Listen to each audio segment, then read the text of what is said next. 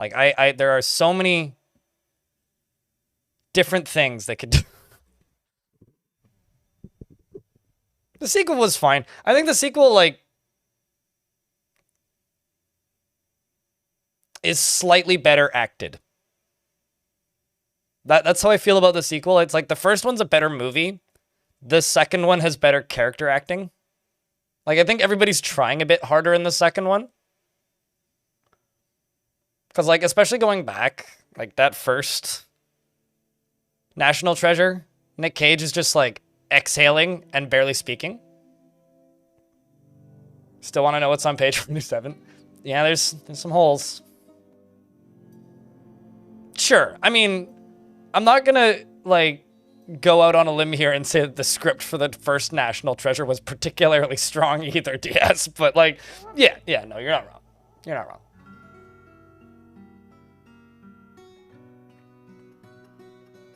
Imagine they just kept getting more niche with it. More niche, but at the same time, like, bigger. You know, it's like, we have to steal, like, the left earring of, like, the Prince of Saudi Arabia. Or, like, we have to steal, I don't know, like... We have to steal, like, the diamond ring for the so-and-so's second cousin of this royal family. We have to steal, like... We have to steal the Mustang that, like, is driven by whatever Vin Diesel's character is in the Fast and the Furious. We have to...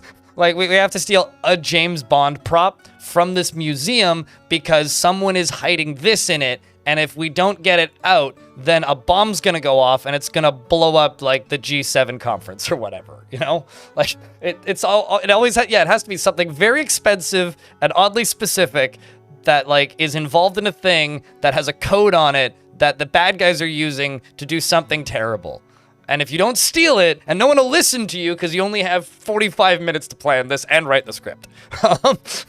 And we're going to ad-lib 80% of it. All I'm saying is there is a world where National Treasure is like the Indiana Jones bullshit Columbo.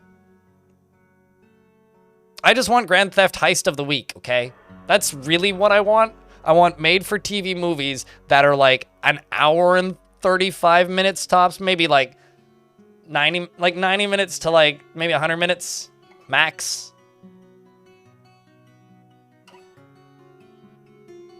Heist crossover series? Yeah, no, I'm hearing you. Yeah. I'm sure that you could get into, like, a Creed. We have to steal Creed's boxing gloves. Or, like, Creed's rival's boxing gloves or something.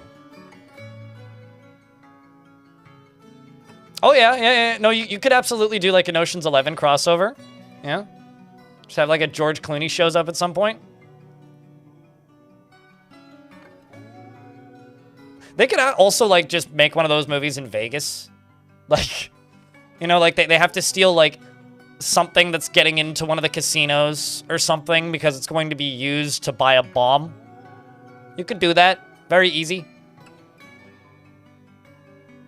Also, sorry, YouTube folks, we're spitballing scripts for National Treasure movies that they're never going to make.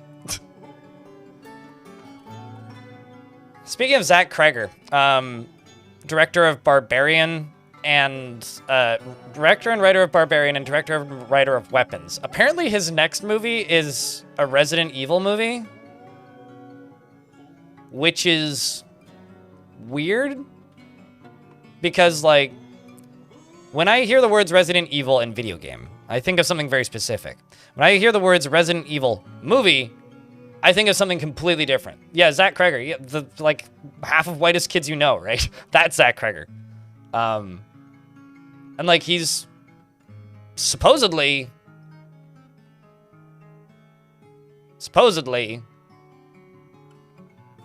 working on a Resident Evil movie. And he's uttered the words Leon Kennedy in interviews when referring to it, which is like, all right, if someone were to make a Resident Evil movie, who would play Leon Kennedy and why is it Zac Efron? Actually, Nicolas Cage as Leon Kennedy I'd be here for, but... It's like, who the hell would you get to do that? Oh, really? I'll tell you this. I really like the Ocean's 11 movies, but those movies are accidentally really entertaining these days for a lot of reasons, because a lot of the main characters in that movie kind of suck. Like, there's a whole plot in the first one of, like, the reason he's actually robbing it is so that he can, like, get back together with his ex-wife by blackmailing her so that she leaves her husband who owns the casino. Like, there's a lot of weird things in Ocean's 11 that age really poorly. But, like, I mean, they're entertaining movies. They're just, like, heist movies, right? Like, relatively inoffensive heist movies is what those are. Give Nick Cage a Justin Bieber wig and to start rolling? His face is the wrong shape. Yeah, also, isn't Clooney a problem? I try to avoid celebrity bullshit because it just kind of makes me sad. Yeah. Oh, yeah, actually, Pedro could do it. How about, what's-his-face who played Spider-Man? Not Nicolas Cage, other Spider-Man. I did name a dwarf Balin, and he almost immediately died.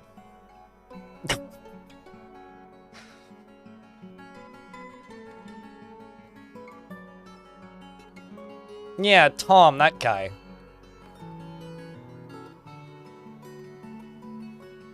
I've seen the original Wicker Man? Not in a very long time. Yeah, Tom Holland.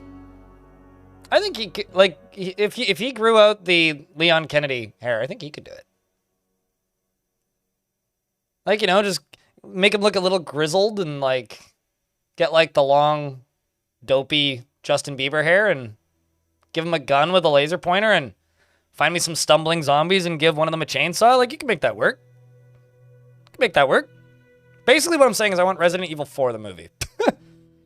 Like, I think, like, Resident Evil 1 and 2, like, just, like, the puzzle box house, like, the police station, basically, could be entertaining as a movie. But realistically, I want Resident Evil 4, the movie.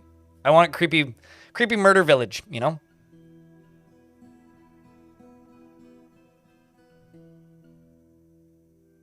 I've never seen Supernatural, so that's, like, not a reference that works for me.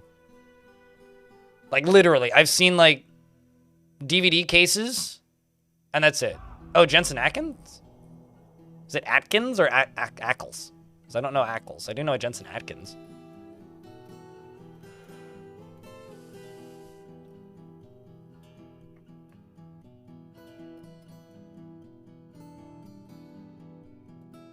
I just, the problem that I have with battering rams is I don't know what they're targeting.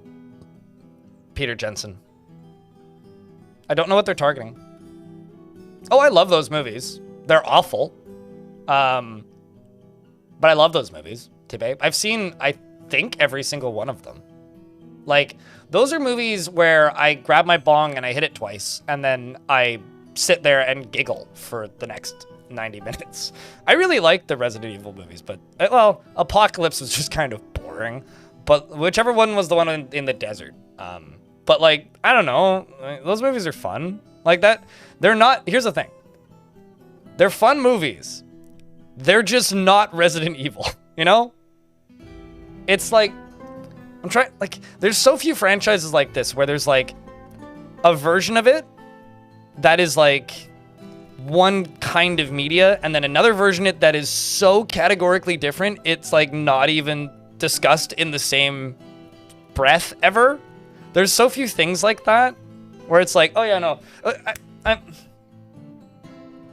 would almost say that, like, the Starbreeze Escape from Butcher Bay games, like the Chronicles of Riddick games, are kind of like that, where, like, the game is, like, just an incredible stealth first-person, monstrous, like, violent first-person shooter, and then the movies are like kind of boring, cool sci-fi movies. Whereas like, yeah, I don't know. The Doom movie, yeah, I guess. But like, here's the thing. If the Doom movie was successful and had 15 sequels, I would agree.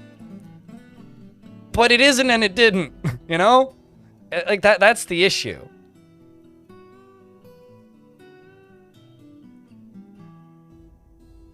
I mean, here's one of my favorite deaths in a movie, period, is in the first Resident Evil movie, which is the guy that walks into the secure room and then just gets fucking like cheese grated, like just the laser goes through him and then he just like falls into cubes. Like that's genuinely one of my favorite deaths in a movie. Like that thing is incredible, but like, I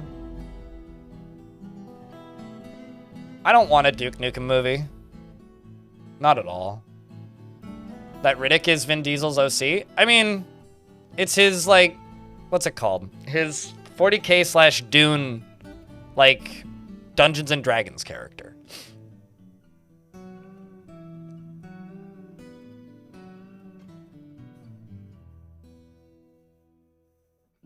In the training room, you set them to constant training. You make sure that there's ammunition available in the training room. And they go in one at a time and practice archery. They don't do it simultaneously. I personally find the best way to train them is you have a barracks and you have an archery range and you put them side by side and you assign them both to both. They'll wrestle in the barracks and they'll take turns practicing archery. Judge Dredd? I'm not a fan of Judge Dredd, the character. Like, I don't read the comics. I don't really go out of my way to watch the movies. But Dredd is a very fun movie. I'm not a big fan of the older one. With Rambo, whatever his name is. I know his name. It's blanking in my brain at the moment. But not a big fan of the older one. But I do... the one with Stallone, yeah. Not a huge fan of that movie. Mostly because I don't like Stallone that much. Like, Stallone post that first Rambo movie, whatever. It's just, I don't know. But I absolutely love the one with Karl Urban. Just because that is a really good example of, like, a movie that I would watch a franchise. Like, if they made just, like, a series of Dredd movies that had no continuity between, maybe, like, reoccurring characters that don't matter. Like, almost no continuity to them. That's just, like, a day in the life of. You know, I just want to see him go into building and fuck shit up for, like, again, 90 minutes. Watch some cool sparkly things. See some people take some drugs. Watch me shout narcotics a whole bunch. And then pull out the gun and distribute much justice. And then go home. No, it wouldn't, because I don't want to pay for Netflix. What is this madness? Don't you lock it on a platform I don't have, I don't want to pay for very much? Chat, I'm gonna just go grab something real quick, and then we're gonna dive in, because today's gonna be a little bit of a short stream, which is why I started up a wee bit early today.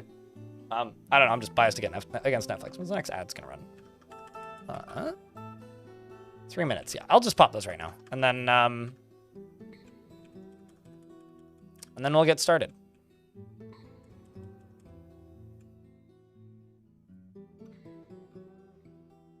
"2010 Dredd movies feels like a franchise that they haven't taken advantage of yet." What's crazy to me about that movie is that it bombed. But when you look at the time when it came out, it makes sense because it did bomb at a time when everybody was sick and tired of 3D movies. And the movie was literally called Dredd 3D. 2005, yeah, we were talking about that one briefly earlier. All right. I mean, I've seen Ghosts of Mars, so if you want to talk about bad movies, I'll be right back.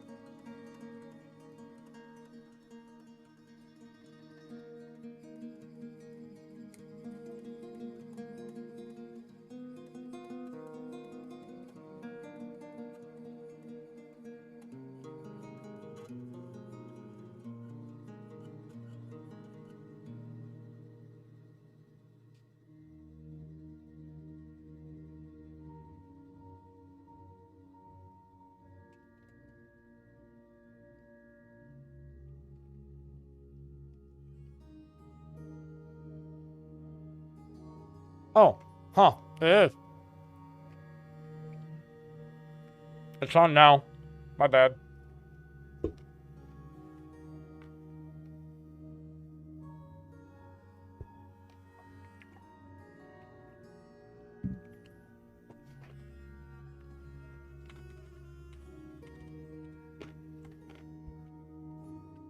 It should function now.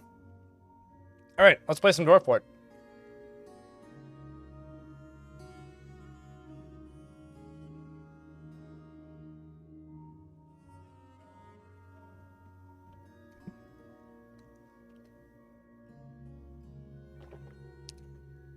Crypt Wave 28 months and 9-month streak.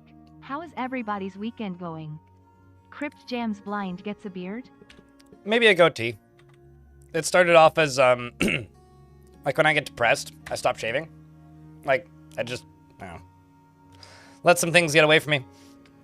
And so I got depressed for a bit, and then I couldn't find the charger for my razor, and by the time I did find it, I was like, well, let's see how far this goes. Let's see if we can make this work. Like, I've kind of like passed the Rubicon where it's like, it's no longer stubble. It's like becoming a beard, but it's still got a little bit of a ways to go before it's like actually like something I would consider a beard. But I'll be honest, my hair is very long and has a lot of upkeep, so I don't want anything that has any more upkeep than this. So I don't really know how I feel about trimming this, so it won't last for super long, I don't think, regardless. But username checks out, bearded armor. Yeah. Have you seen the I think it's the Mythbusters who did them. Can you get, if you have a beard, can you get punched in the head more? Like, is it harder to break somebody's jaw if they have a beard? Or whatever that episode was.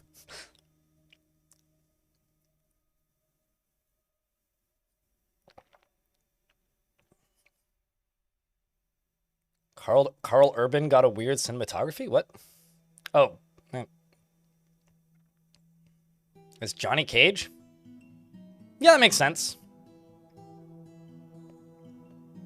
That makes sense. Apparently he's like one of the ones stopping more Star Trek movies from being made, which I think is kind of funny.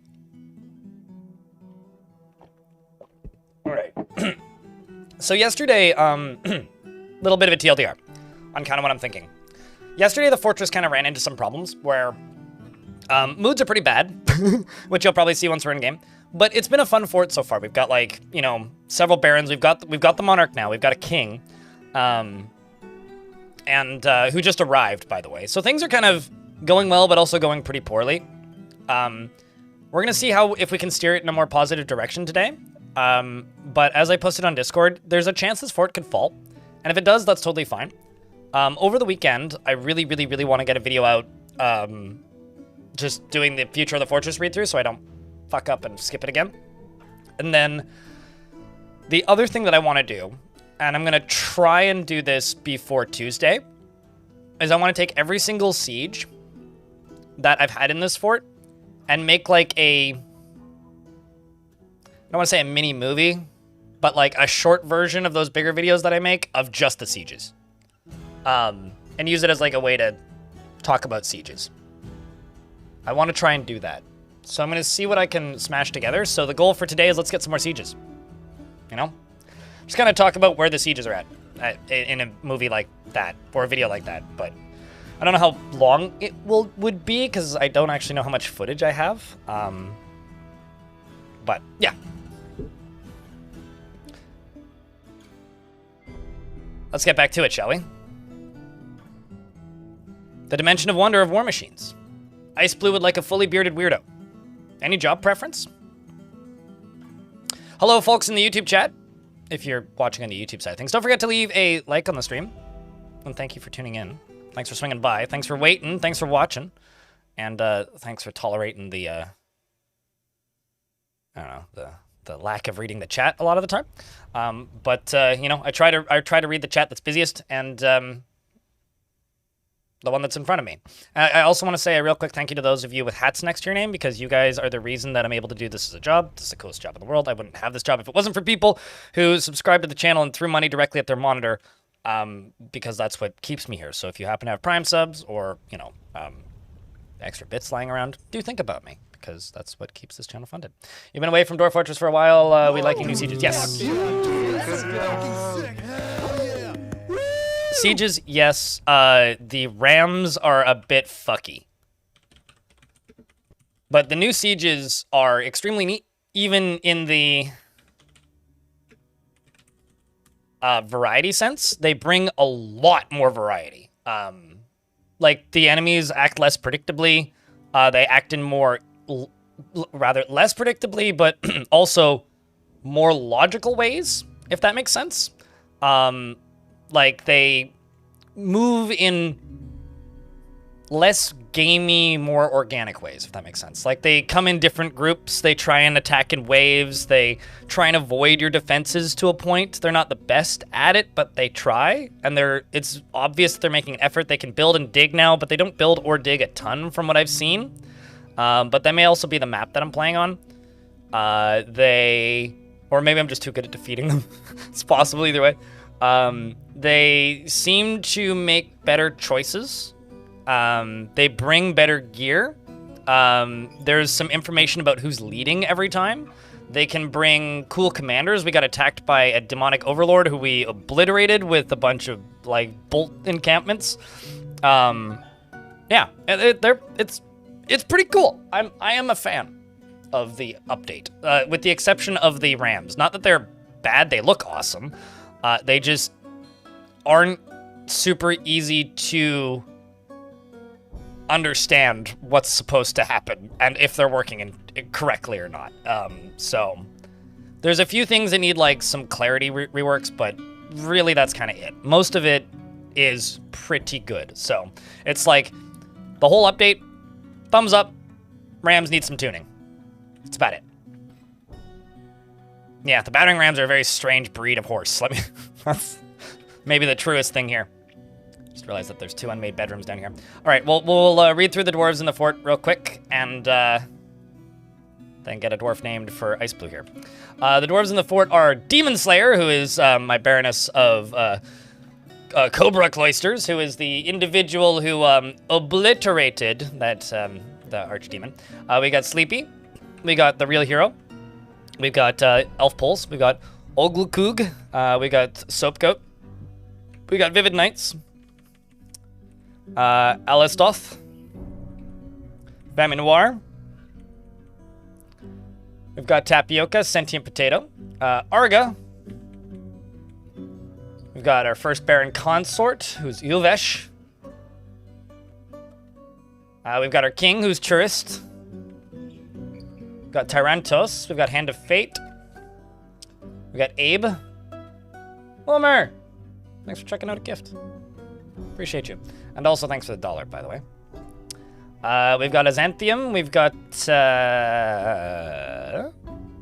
Dominok. We've got Kubo. We've got El Rey. Elfie Bean. Got a bunch of dwarves named yesterday. Bimbort and Lilby. And Chaliblend and Ohimark. And I think that's everybody. So I think this looks like an Ice Blue to me. What do we think, chat? Baron Consort?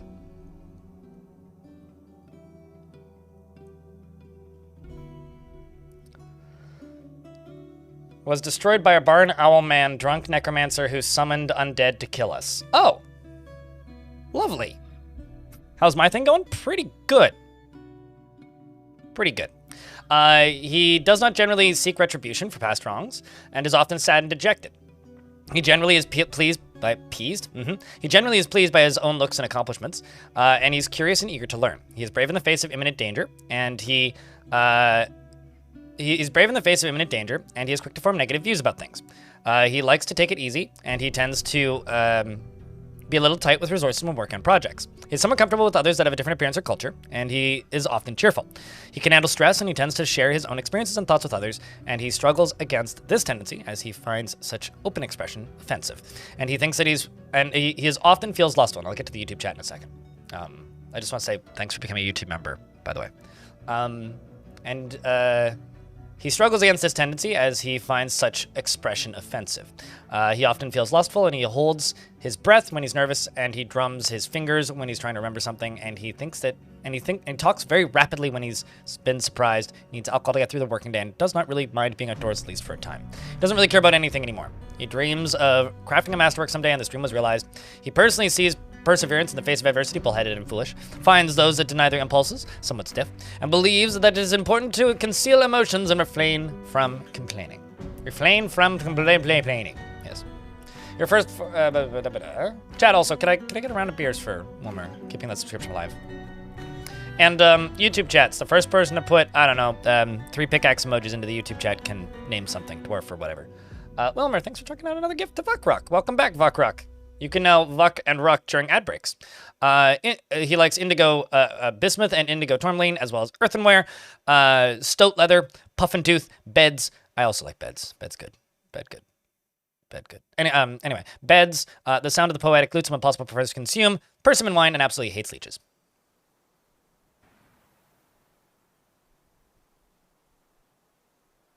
What would you like to name, V? That's the question. As far as the fort goes, it is a volcano fort. I do need to get this front area cleaned out. We just dealt with a very large siege, which was, could have gone better. But I want to get this area dug out. Any cool sieges yet from the update? Yes. Yes. Yes, cool sieges from the update have happened. Most certainly. Yeah, cool sieges have happened. I want to try and see if I can make a... I don't want to say a big movie video, because, like, it won't be a big movie video, but I want to see if I can make, like a supercut of, like, and talk about the sieges a little bit in a video this weekend. I'm going to try and see if I can get something like that done, because I think that would be useful. Honestly, hating leeches is, like, the most believable human thing that character feels. So a lot of dwarves died recently. Like, a lot of them. I have a lot of slabs that I need to get rid of. As you can see, there's blood everywhere. The siege kind of went poorly, and it was kind of my own fault. But it's making us have to go for desperate measures. I'm building one of these guys. We're getting ourselves a mist generator. And I'm just doing this because, frankly, we need it. Without the mist generator, we may have some trouble pretty soon. There's just skeletons everywhere. Moods are awful, as you can see. And yeah, that's the current situation. We also have to satisfy 2 nobles that we haven't satisfied yet. And we also got our king. So things in this front are a little tough. That's the current status of the fortress. Does anybody have any questions? My current project is I got to get this functioning. I got to get these pumps up and functioning, and I got to get this turned into a you know, a powered, usable mist generator.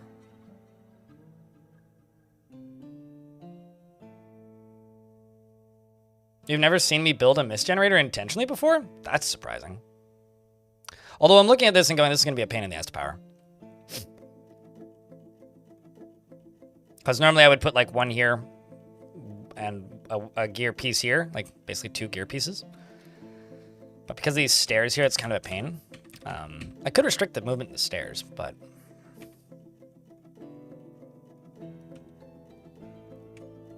Could also go 1 layer above. Yeah, why don't we do that?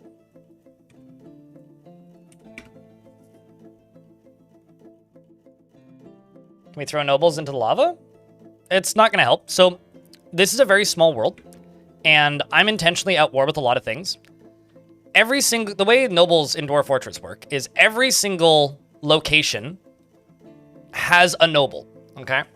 And when people are all dying en masse, the nobles get redistributed to places that have population. So what happens is the nobles get, appointed to your fortress when they die.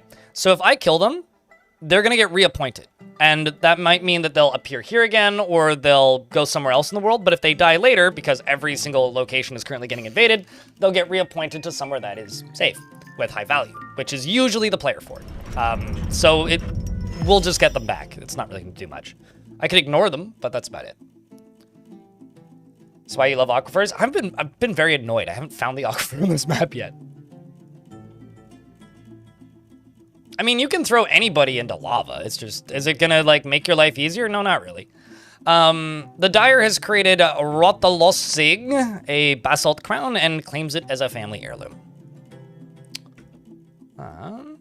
Speaking of, I have a king now. If it's high value, we could give it to the king. Oh yeah, it is.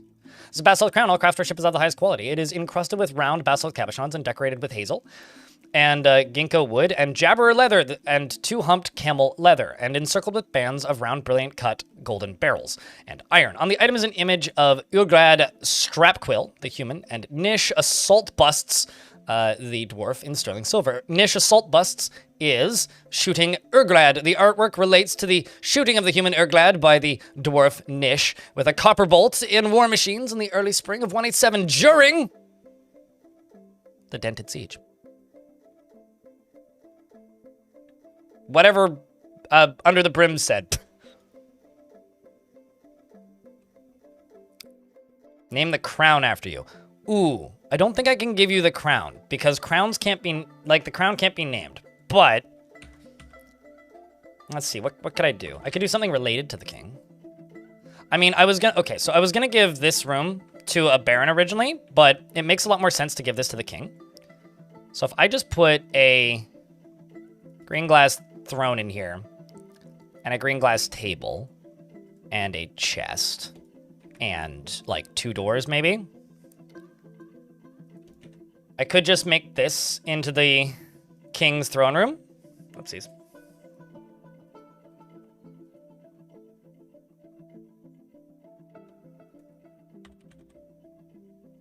Well, apparently already has a study. That's confusing. Where was the king's study?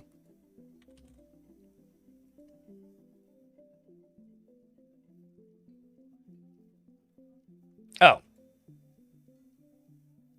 Huh.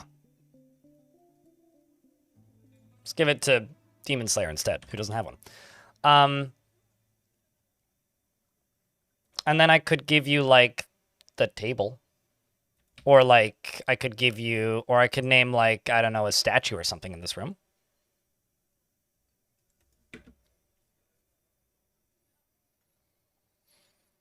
They get yelled at by unhappy citizens, which is the same thing all nobles do. Nobles will, like... They don't hold court, but they do, like... If there's, like, a pissed off individual in the fortress, they can go to nobles or religious figures and yell at them. And the religious figure gets empathy, which is a positive mood. And the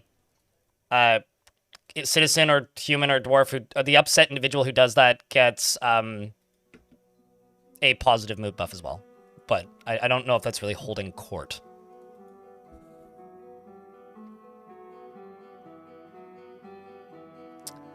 I think that, so the way I understand it, or the way I figured it out is the rams only move if there's something for them to destroy. They destroy doors and they destroy drawbridges. But they don't seem to attempt to destroy doors unless they have a pathway to the trade depot through the door. So the way most people set up sieges, they don't seem to even try, which is very silly, and I'm not a huge fan.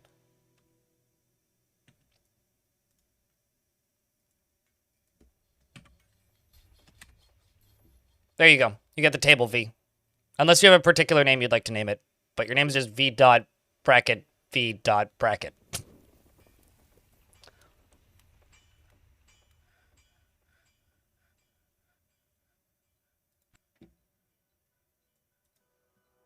And thank you, Smith. I think that I'm pretty sure they're just wagons. They're like wagons with a funny jacket on. Is more or less how I understand those things to be. How you doing, Vadtech? It's good to see you, man. And also, DB Explorer, I don't think I actually really acknowledged that resub, so thank you very much for the 34th month. So yeah, I'm pretty sure they're just wagons. Yeah, I don't know. I don't hate the Rams.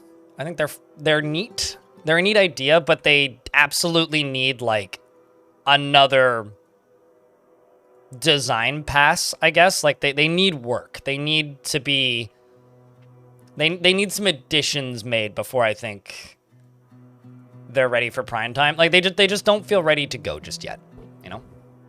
Just have them destroy walls? Yeah, and the trees in the way. You know, like, let them knock down trees, let them knock down walls, you know? Or, like, don't send them if they have no way to get to the fort. Like, that's I think, kind of the line for me. I need this to get closed. Like, now. Because this, over here, is still filling. And that's not great. Granted, it is still cleaning stuff out, but I'm going to try and dig all of this lava out here. There we go. It is now closed, so there's that. Over here, we are working on pumps, so we can make a mist generator. Hey, okay, like, I wouldn't... so here's the thing. I don't think they're useless because somebody was talking about another stream yesterday that they had the Rams come in and, like, knock down a bunch of shit, break all the doors, break the drawbridge, and then, like, destroy the fortress. So I don't know if I would go saying that they're useless, because they do certainly work sometimes. I think they're, like, a little bit... I think they have the issue that I think some Dwarf Fortress features have when they release, which is it's built and designed to defeat a thing that Zack and Tarn do, but now that Primetime is looking at it, being everybody else, they'll need to add on to it and upgrade it a bit so that it feels better than just, oh, you know, it's unfinished but like half there feature. It now it needs to be like tweaked so that the rest of us feel that it's deserves to be there, if that makes any sense. I'm just gonna try and get second squad going because I lost most of my squad yesterday. I need to get them training.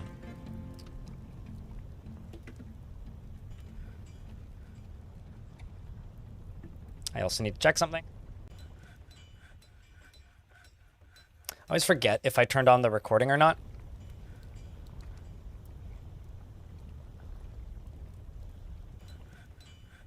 And really all they need is like behavior and pathing work. Like, it's not even that much work, you know? Like, it could be significantly worse, but frankly, it's I'm very much with Vukruk. It's a very good update aside from, like, you know, everything could always be better. Oh, I see what I'm supposed to do here.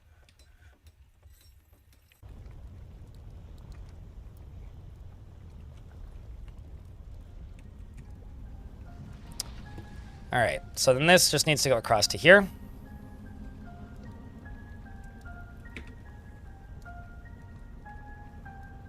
Covered only in grass, not fungus? Huh. I mean, it happens. Is it normal? No, but it can happen. There's a lot of, like, weird edge cases that can make the caverns very strange. Which isn't to say, like, you know, that, oh, that doesn't happen, but, like, that just doesn't happen often. Kind of deal.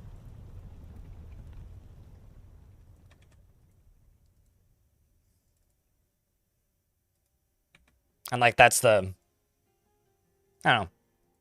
Maybe one of the more frustrating responses to questions for Dwarf Fortress is like, does this happen? It's like, well, not frequently.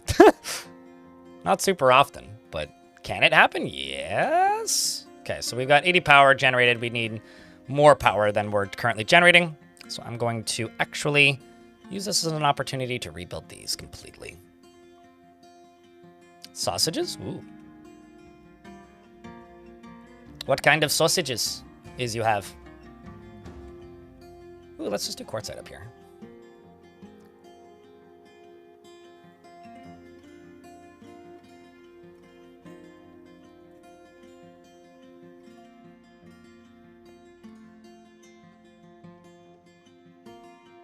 We'll be able to load random shit into the catapults. I feel like you could probably mod that in very easily. You just need to classify other items as things. I feel like, I know everybody wants to load random shit into catapults as like a comedy thing. I don't personally care. Like, that's not something I need. I think that the rocks exploding into shrapnel are more than sufficient. I would like a different kind of thing that fires other objects. Although you can kind of already do that with, like, you know, minecart shotguns, but...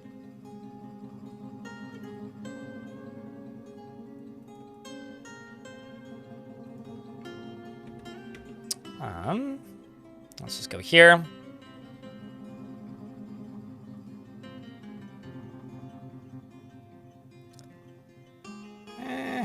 Trying to find like a nice color of wood. Let's just go apple. I like the color of apple wood. So that's 40. That'll be plenty already, but let's just do an extra row down here. And then we'll get that last one in there once those are all moved.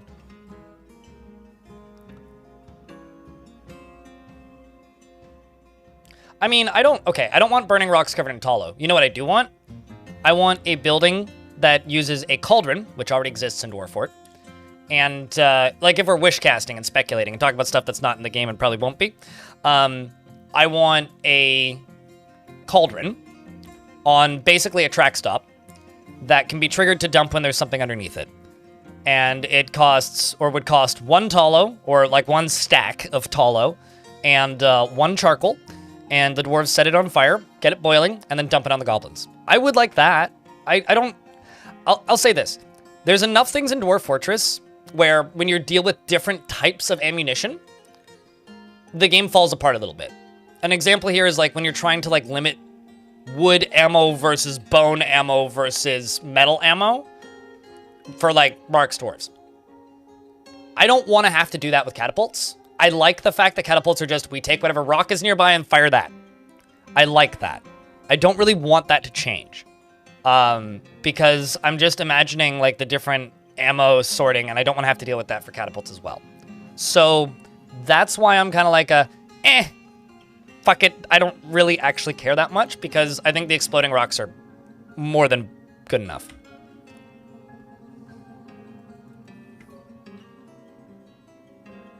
Yes, that's kind of what I'm thinking. Is like, I wouldn't mind like I have zero understanding why you guys want to throw bodies at things. I don't think anybody would actually use them. I think people would use that once as like a novelty or use them to dispose of bodies, but I don't think anybody would actually use them because the reality is if you had a building that required a body to do anything, literally all that would happen is you'd be throwing bodies at the enemy that would do no damage to them and wouldn't scare them enough to be useful, and then you'd have to go clean them up anyways. Like, there is zero logical reason for that to be in the video game. So I'm kind of like, I have zero interest and don't get why people are like, oh, that'd be fun. It'd be fun as like a concept to think about. Outside of that, completely useless. So it really kind of depends on why you're asking for a thing. If you're asking for it for historical accuracy, who fucking cares? This is an historically accurate game. It's a 25-minute cooldown. Under the brim! What would you like?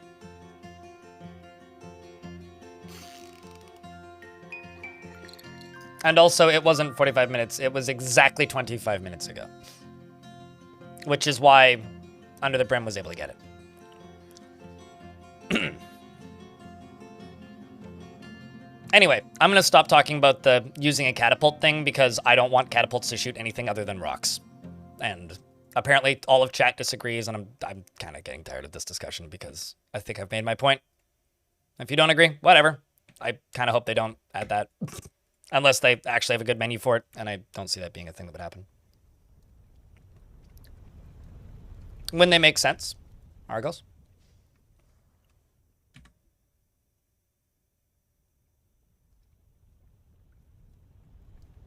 Okay, so like, why would you add a feature that doesn't benefit anybody whatsoever aside from make your life harder? Like that, there is no positive to that whatsoever.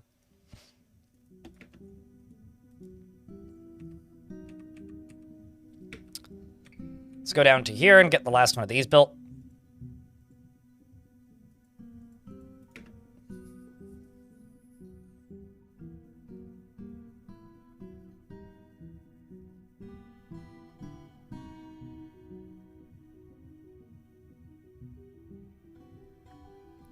Player prop.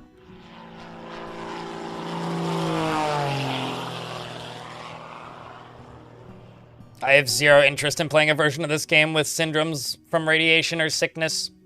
Yep. So feel free to mod away, but I wouldn't use it.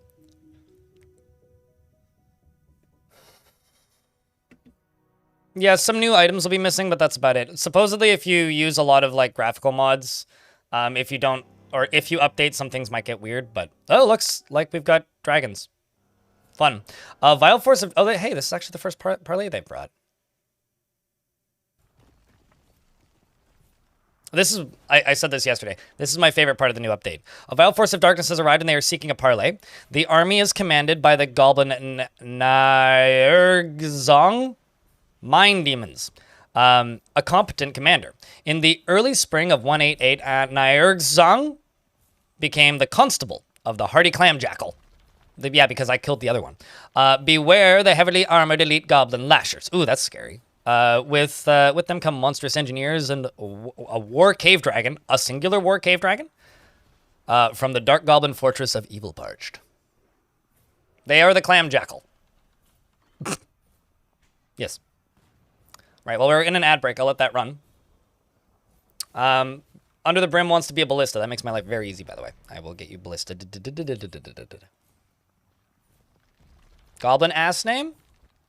Yep. I like it when they're, like, comedically evil sounding. You know, like the monstrous society or something.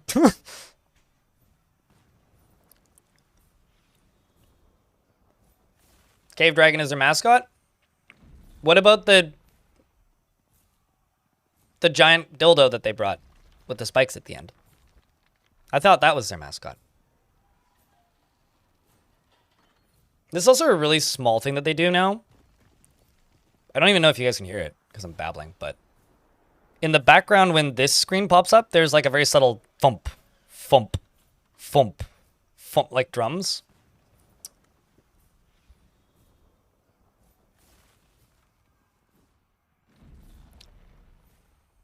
All right, well, let's just name a ballista real quick.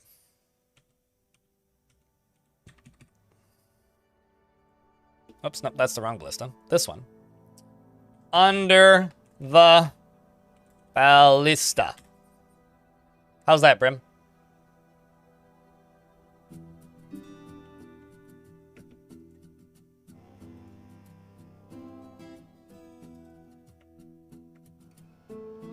Yeah, it looks like they've got at least 2 battering rams. The ogres bring blocks now, so they can use these to build into your fortress. They've got bauxite, a whole lot of bauxite actually. They can, and the ogres also bring these things, these great picks. So do trolls, which are let them dig, which is pretty cool. Actually, gonna see if I can finish that road up.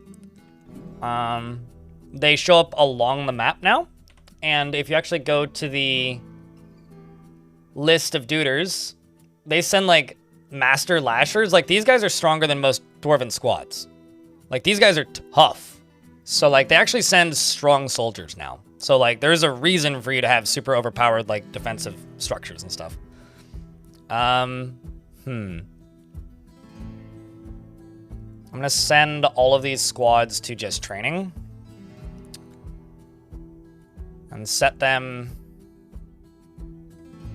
Okay, maybe not you, actually. You just go to no orders. You 3. I'll go to constant training.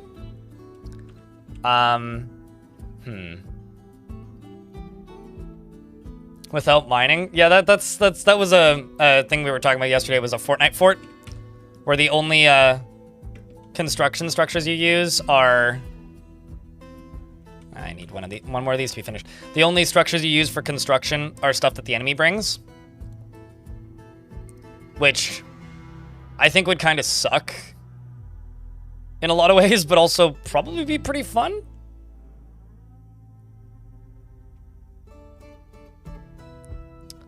Rest in peace, Stone. I'm not too surprised that they're sending more than just their leader to fight us, but obviously now they want vengeance, right? So I think I'm gonna wait this one out a little bit because I need to get my military regrouped at the very least. Oh, I also need to get a slab built. Have to have a slab already ready. Yeah, let's just throw some memorials into here.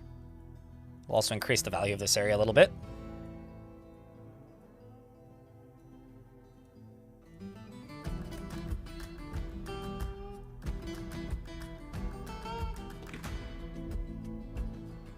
I'm also going to go here. Let's go slab. Just make 30. Because I'm going to need them to deal with ghosts as they pop up.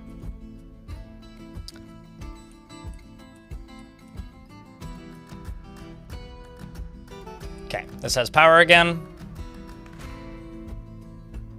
Which is now powering all of these. I'm going to go right to there. I'll just go pit pond. Until somebody fills it. Seems like one of the children are going to go do it. I'm really curious as to where you're going to go get water from.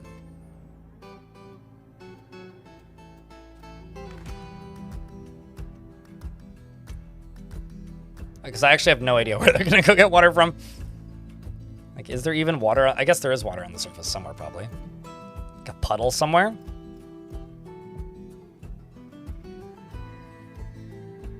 Hold on, where? Oh, there is like a tiny little puddle right here. You know, this is probably where the aquifer is then.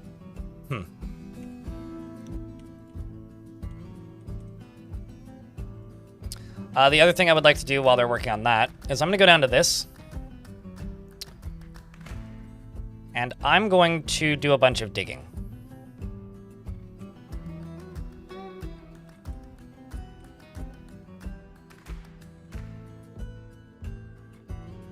Maybe not quite that much, but a good chunk of this.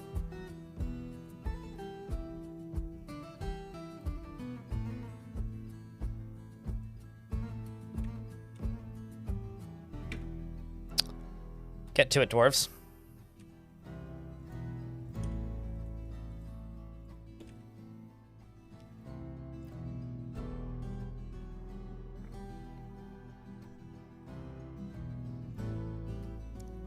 Making surface fortifications around your entry area. It's going to have to be reinforced walls. I mean, let me tell you this. The new stuff isn't really adding difficulty to the game, which I think was, like, at the very least, my concern about this update. It's very much adding variety to the game. Fuck it, let's just dig this out, and I will... I've got an idea of how I can do this safe-ishly.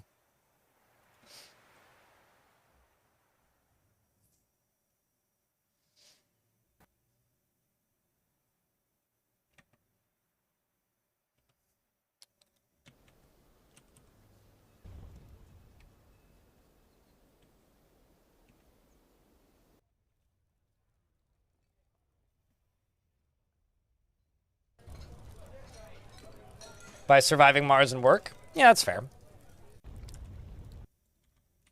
But it is, like, enemy sieges are certainly more violent, and from what I can tell, if you're playing and getting attacked by bigger sieges, you're going to want to most likely actually obey the parlays now, if you don't have a good military. Because then when they start sending, like, the high-skill soldiers, those are scary. Like, I lost a whole squad to Wolverine men.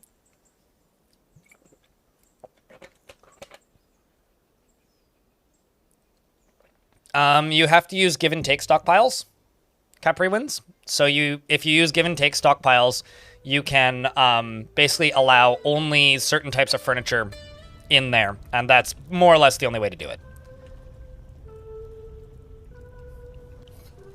All right, this will start to sort out moods. Not right away, but this will help. Let's just go up to here with... Just want these stairs to look nicer now that I'm in this situation where I'm, like, actually building floors around here. Let's go here. And there.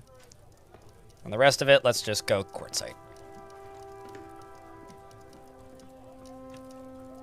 Just trying to make this look better, because this area looks like trash right now.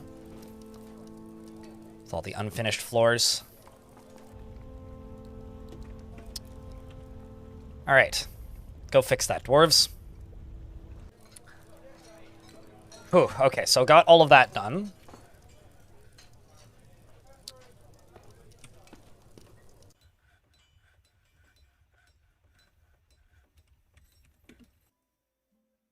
Let's just go right here and build that. Oopsies. Okay, up here in the end, I would like to get that channeled out up to there. I think what I'm going to do is I'm just going to put in a fortification right here. I'm going to dig directly beneath this, and then I'm just going to cave in the ceiling. That's all I'm going to do. It'll just be very easy to do it that way.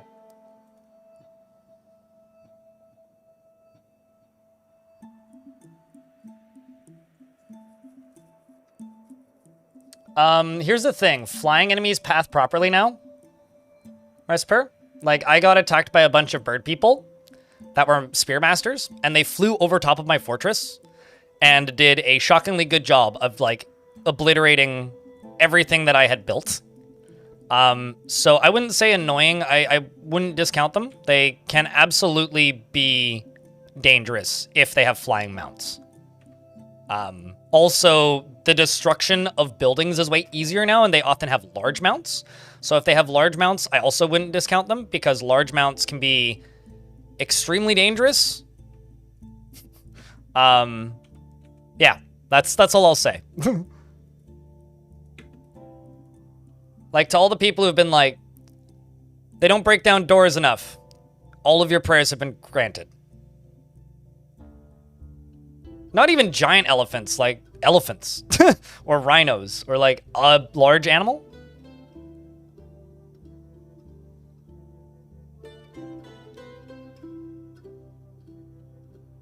They can destroy fortifications. What makes you think they can't destroy fortifications? They can destroy walls, fortifications, they can destroy anything. It'll just take time.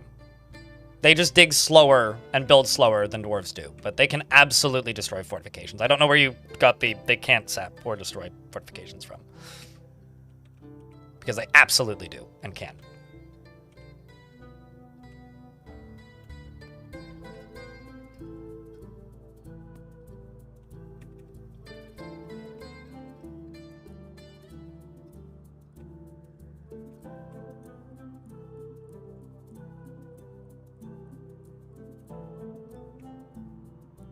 Also, I love how my dwarves are now stuck.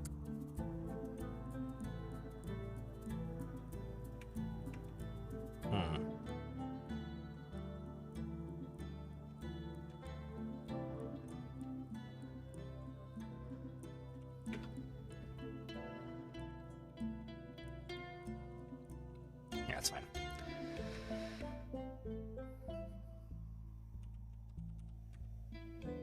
Where did I put that lever? There it is. So you over here.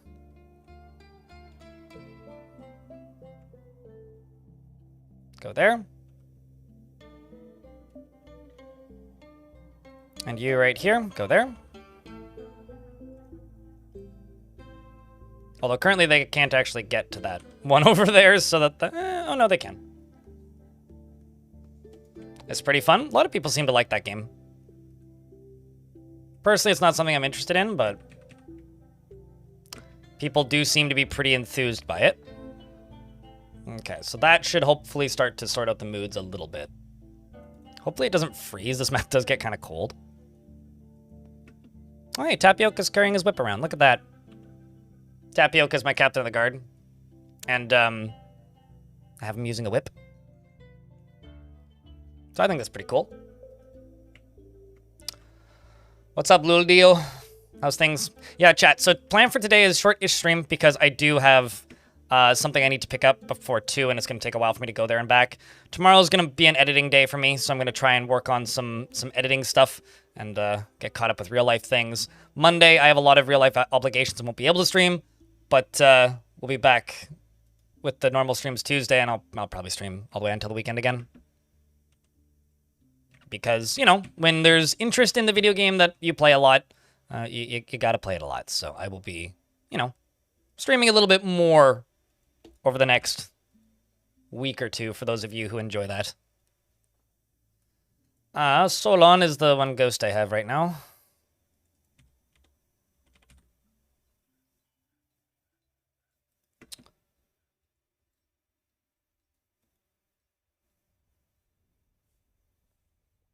Sorry if it grows hectic. I mean, it's just the thing I always say. I'm just one person, right? So there's only so much I can do, but I do what I can. I do, in fact, try to do what I can.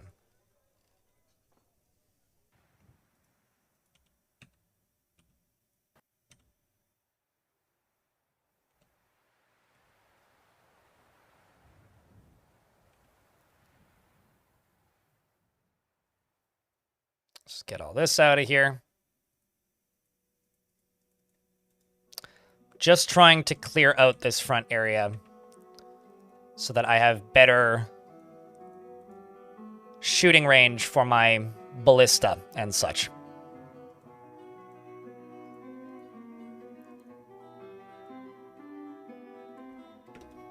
Although, let's actually not cut that down. Let's just hack those trees down there.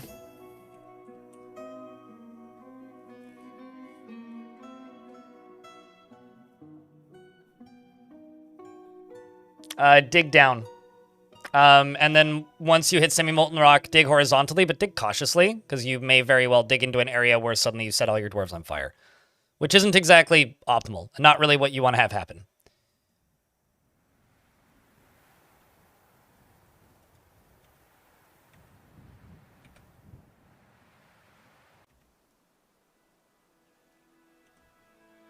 Did you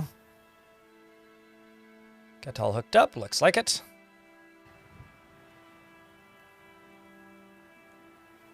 And then up here, yeah, they'll channel that out first. Let's also go down to here.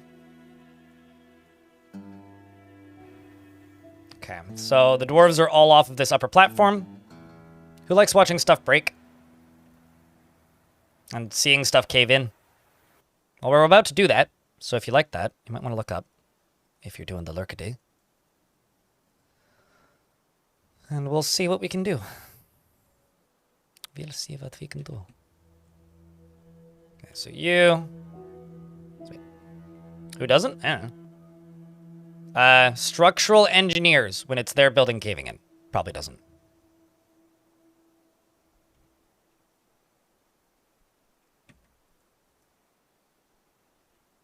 Probably. Not that I would really know, though. Alright, so that's going to cave in down to there. Except for maybe you. Don't do that.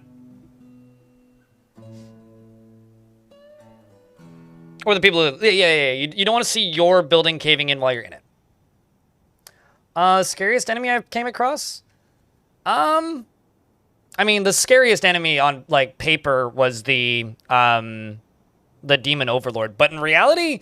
I had the humans keep bringing Wolverine men, and there was one time the Wolverine men were all master spear makers, and that was terrifying.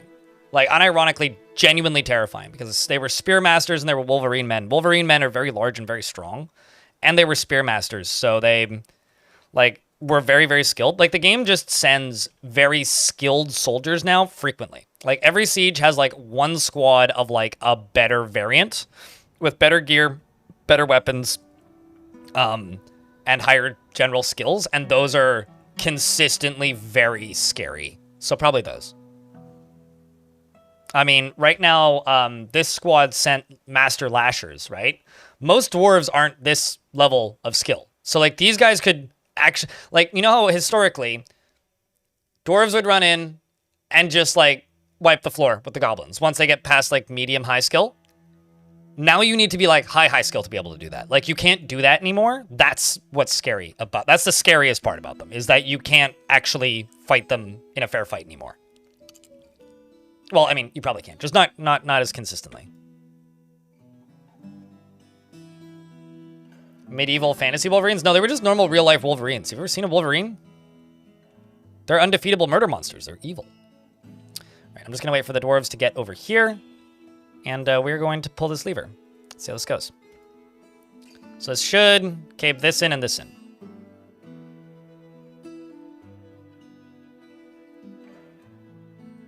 Once somebody pulls it. So if you want to see something cave in, Jack, gonna get a round of beers. Let's see how much dust we send flying. Oh, never mind. I thought it was gonna be that dwarf that was gonna pull it, but no, that's definitely a kid with a wheelbarrow. It's gonna be you, right? Yeah, there we go. Aha! Excellent. Perfect. Perfect. Uh-oh. Oops. So this was a dwarf that was in prison. Not anymore. Yeah, I feel a little bit bad about that one.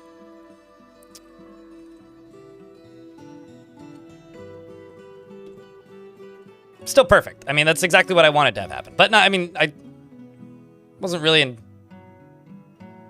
work incidents? Yeah. Found dead, badly crushed. Let's see. Do I have a spare coffin for you? I probably do. I do! I do. Fancy that. So convenient. We have Zan Kogobok.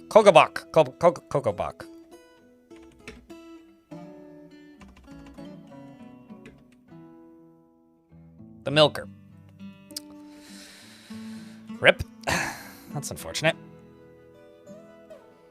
Who? Sorry, I'm not familiar with whoever that is. Never heard of a Osha in my life.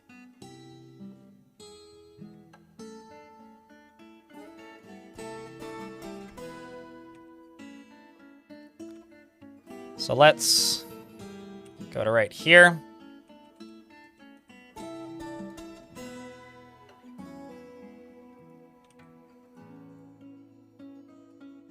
Here.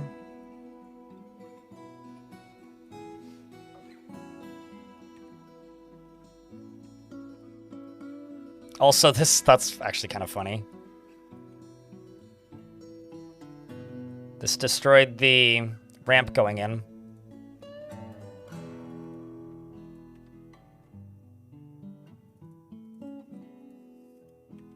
That is really funny. All right, well, that's fixed.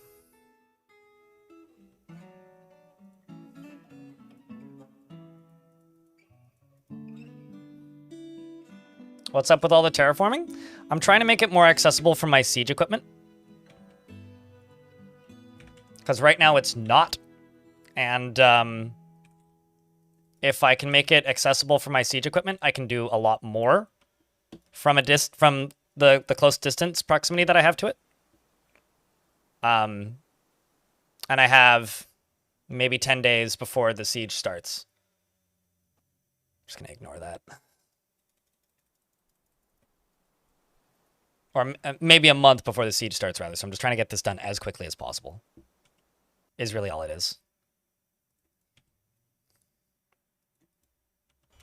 Because I want these to be able to do a bit more than they're currently able to.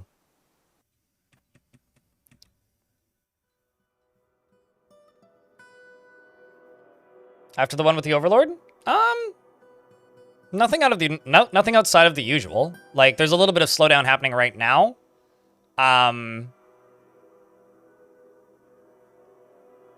Because I'm doing a lot of channeling, but that's it. So nothing outside of, like, stuff that would normally slow the game down a bit.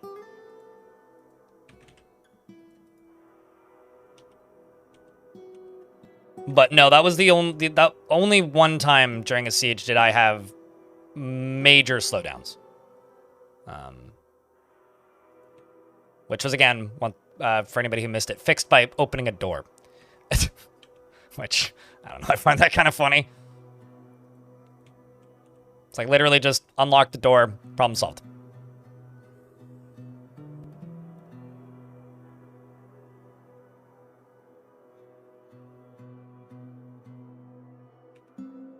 I mean, like, saying that we need to call OSHA when you're talking to me is like the equivalent of saying FBI open up and me saying like, yeah, that doesn't exist here anyway.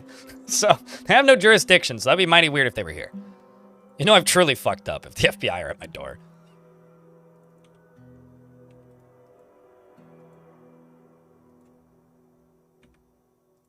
I don't know, it wasn't too bad. I've had like significantly worse game breaking bugs or like slowdown related issues around patch days, like the patch a couple weeks or a couple months ago where like I managed to just completely lock the game for a bit. Like that was pretty bad. Like pretty fucking bad.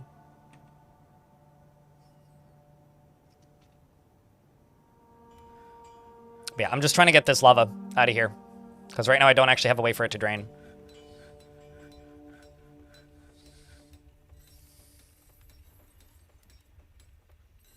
I think yes, but I don't think it triggers soon enough. So like they'll get to here and then realize that they need to get around this, and instead of going all the way back up and out, they will back up to here, regroup, and then try again.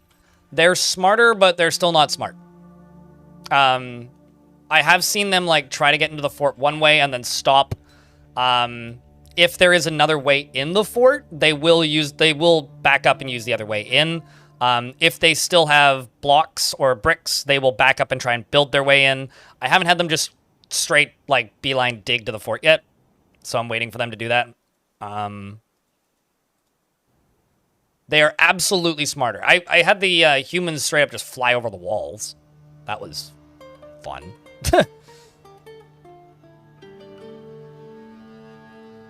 Should you use irrigation to make a farm close to your kitchen or a farm close to the ground? If you use irrigation, it'll be 5 times more efficient, grow speed-wise.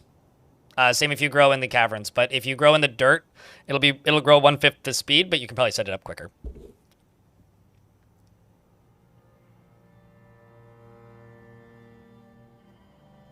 Also, 2-minute response on YouTube. That's not too bad. That question was asked 2 minutes ago. V, come on.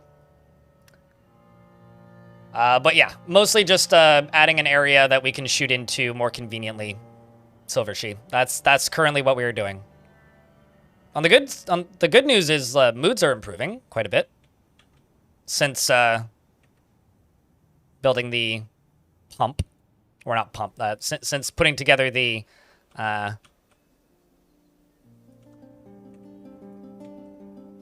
Since putting together the mist generator, that's the word I'm looking for. Oh. Well, that's inconvenient. Where do you suppose it arrived, chat?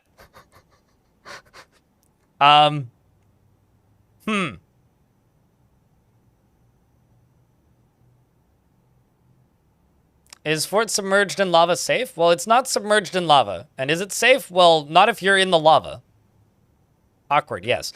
So there's a Cyclops that's here, a humanoid monster with a single eye in its forehead. And it's, okay, it's at the inconvenient end of the map. All right, everybody get inside.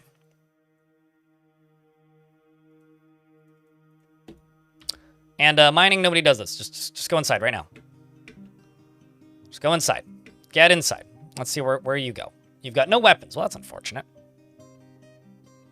Do you have any kills? Whoa. Whoa.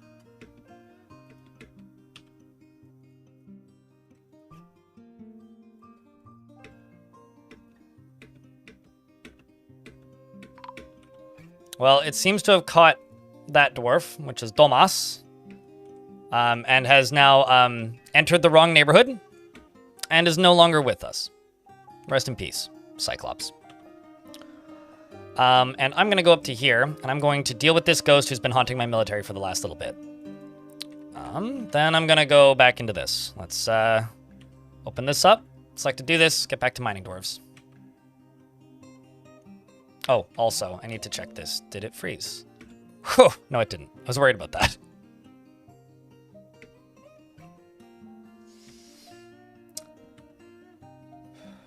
Also, for people who are looking, the redemption for naming a dwarf is up. If you're like, man, I would like to name a dwarf, you can do that now.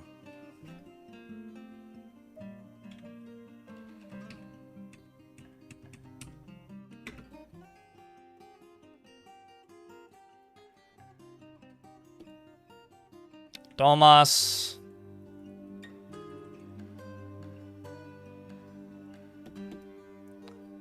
Crossbow or carpenter? Beard or no beard? 10 round.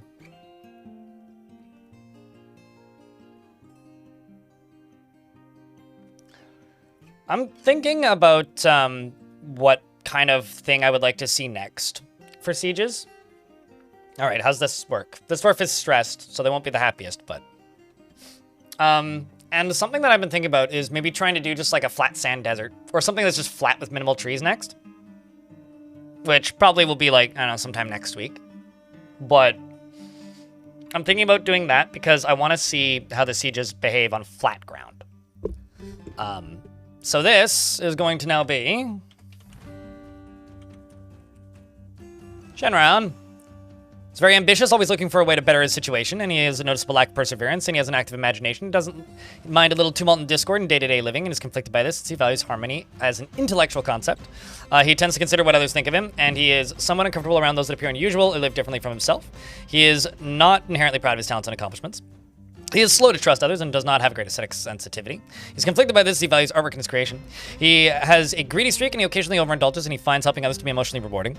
He has a tendency to go it alone without considering the advice of others. He tends to make a small mess with his own possessions and doesn't seek out excitement. He is often nervous, and he often touches others when he's nervous. When greeting others, he always smiles nervishly, and his voice trails off when he's trying to remember something. And he needs alcohol to get through the working day. Also, something that we need to do again, now that sieges are crazier, is we need to do the follow one dwarf for 10 years thing again. We do need to do that again. He dreams of attaining a rank in society and personally believes the idea of war is utterly repellent and would have peace at all costs. He thinks that it is of the utmost importance to present a bold face and never grouse or complain or even show emotion. He believes that a peaceful and ordered society without deceit is best. He sees life as unfair and doesn't mind it that way, and he doesn't mind, and he sees introspection as important. He likes lemonite and tin, as well as high boots and quivers, KVs for their 3 toes, and dusk creatures for their macabre ways, rhubarbs for their taste in the words of the sweet paper, and when possible prefers to consume fonio beer and absolutely hates hamsters, and his toe is broken. Ow. He's got 3 notable kills and 11 others.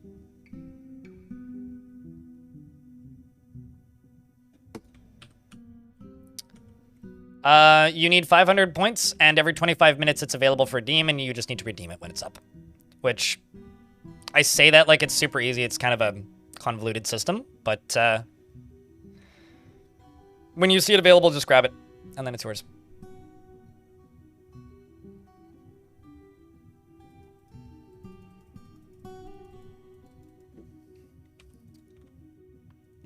We also have a criminal, sentient potato, who has to go to prison.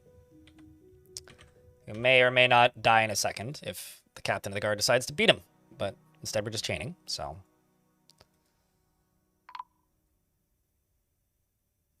Section of caverns collapse? Uh-oh. Hopefully that doesn't happen too much more.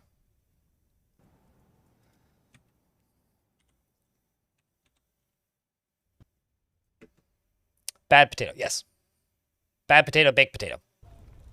So chat, what are you guys up to over this weekend? Guys doing anything fun?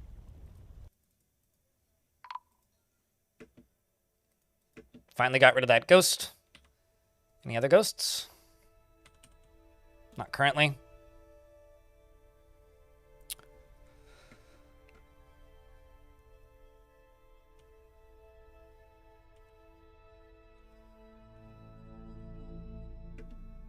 And let's do this.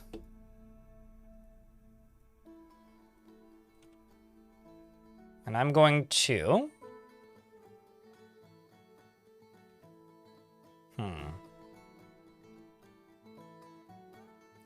deconstruct this right here.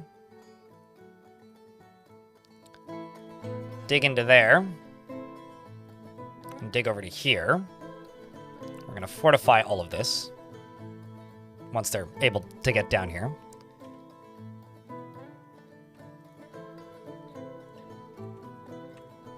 That's going to be stairs right there. Yeah, these will be fortified. Probably going to eat a lot of pasta and get stuffed. Sounds good. You have fun with pasta and dinner and friends and all that.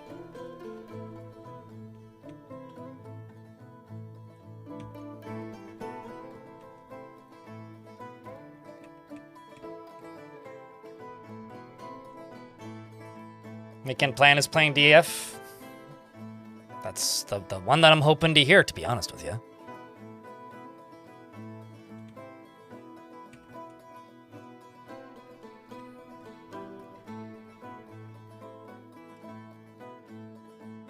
Yard working a bit. You need to get the last of the leaves off your lawn. Ew, lawn. But, yeah, fair. Yuvesh, the Baron Consort of Paint Vases, withdraws from society. That's cool. Up here is just going to be a priority number 2.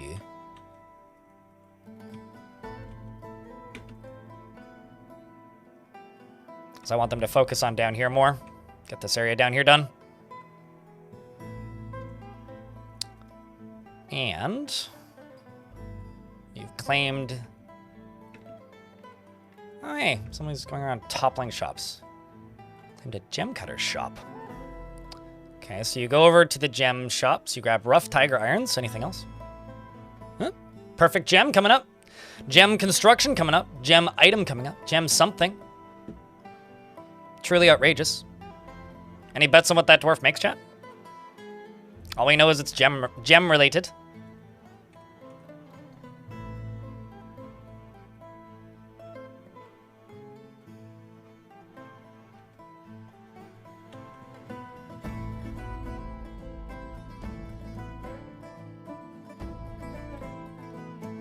Let's get you through all of this.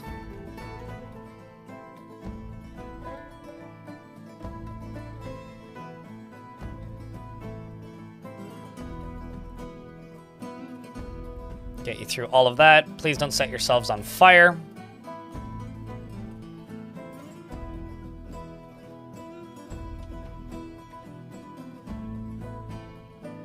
We'll get through that.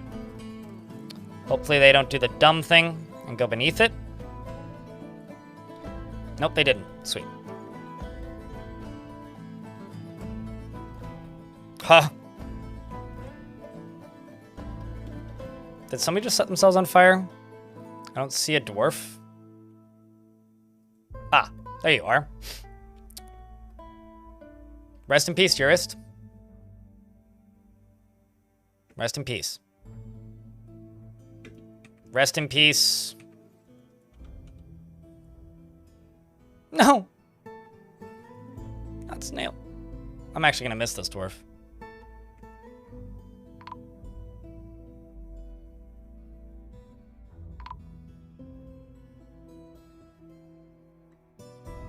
Shame. Truly a shame. Elf poles, snail, and Urist. Days since the last accident.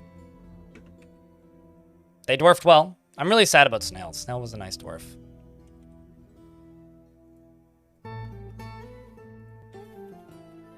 Jack, can I get a round of Fs for the poor dwarves?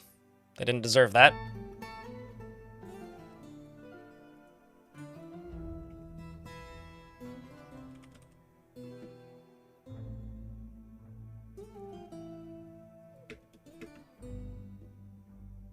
Poor dwarves.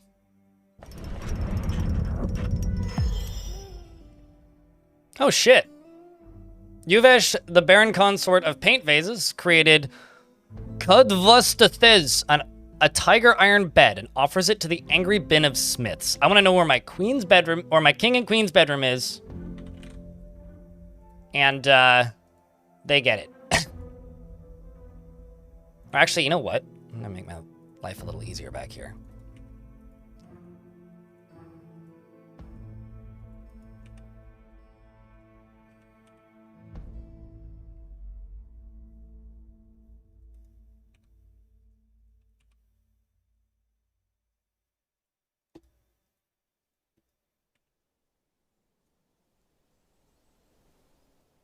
Let's just go into here and erase some of these, erase those. And then this can be assigned to the king and queen.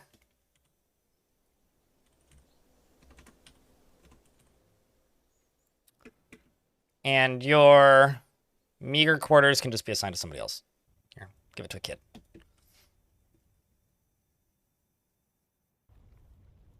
Reset the clock from... I remember way less about Pacific Rim than I feel like I should. Like, I feel like that was a really good movie, and I feel like I should remember a lot of chunks of Pacific Rim, but I really, really, really don't. Like, I remember very little of that movie. I don't know why. Like, I feel like that was a very memorable movie with a lot of, like, cool sequences in it and moments and...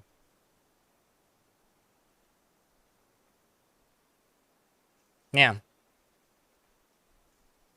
Cool robots fight giant monsters. Yeah, true. That's kind of all I do remember. But, like... Then also, like, when I've gone back and rewatched chunks of it, it's worse than I remember. Like... I don't know, like, the whole sequence with, like, the scientists trying to... I don't know. I'm not a big fan of a lot of the side plots of that movie. It was a fun, dumb movie. Yeah, that's true.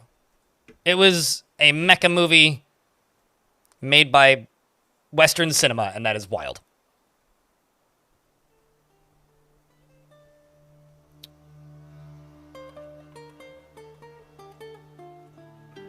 Could also actually just do this. Just go all the way along to right about there. But this might be more dangerous. We'll see. There we go. This is actually way quicker. We'll just do it this way. Because as long as they go like one at a time, they're pretty safe. Pretty safe.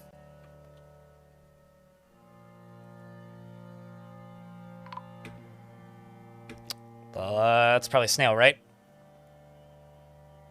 That's been missing? Yeah. At least nobody had to see snail die.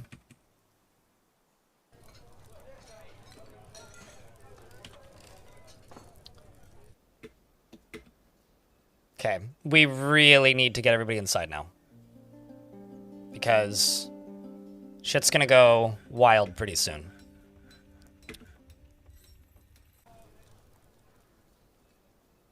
Let's get that opened. Let's look at the surface. Let's go to here. Dig down a level there. Get all this fortified.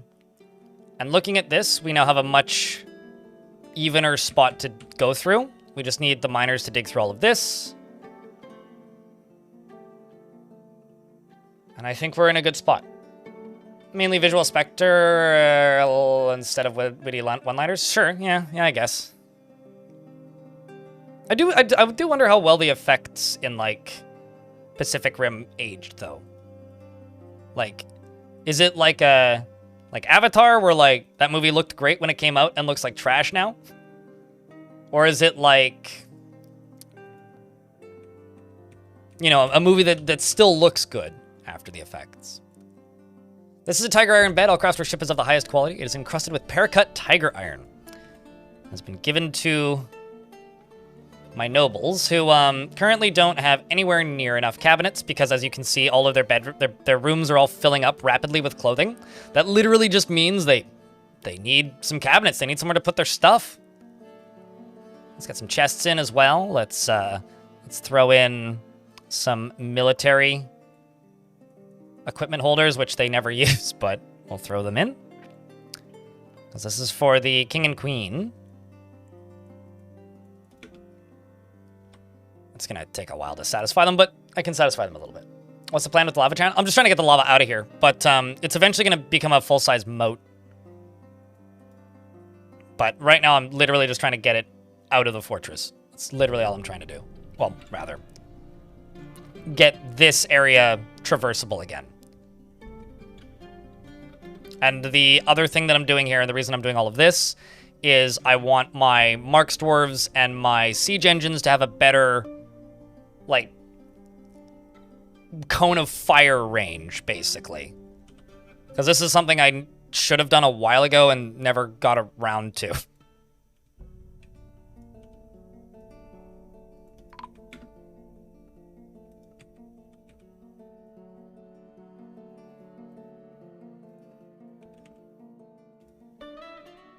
Oh, Muthcat, the spinner was found dead? Oh, I guess somebody else caught fire. Well, that's unfortunate.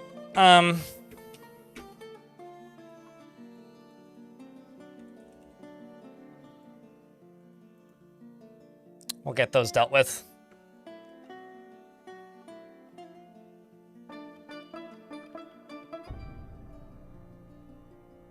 But yeah, no, the plan is to literally just get this lava to be drained up enough that this area is traversable. That is the plan. Another thing I could do is I could also open this. Although we are from 30 maximum pissed off dwarves down to 23, so I guess that's good. Like, the dwarves are getting happier. Like, moods are improving.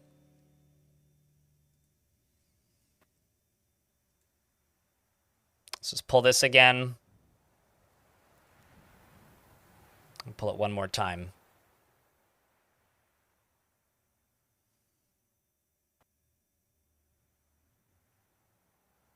Then the siegers? That is not true. We lost like 20 dwarves in the last siege. Something like that. It was like 15, 20.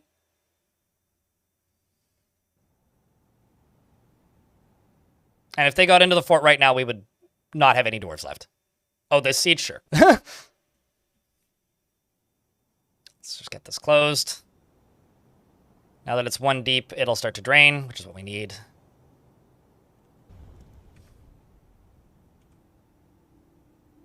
Okay. There's a maximum? No. But our highest score for super unhappy dwarves was 33. We're down to 23, which is good. Basically, the dwarves are getting happier. Believe it or not. I know it might not seem that way, but they are getting happier. Because the... what's the word I'm looking for here? The priority of this fort has been to get as many sieges as possible, as quickly as possible, to see as many of them. Not necessarily to, you know, make sure the dwarves are peak happiness all the time. Okay. So, with all of that done, as it currently sits, this is all draining, which is what we need, which is good. Now we just need to lock everybody inside, because the enemy siege just started. I don't know if you guys noticed that, but the request for parley is now ended. All right. Well, grab onto your socks, kids. It's time to go to war.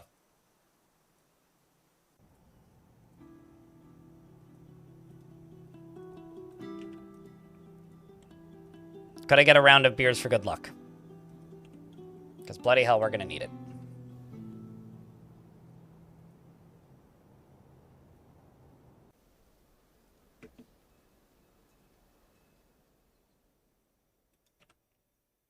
Here comes everybody.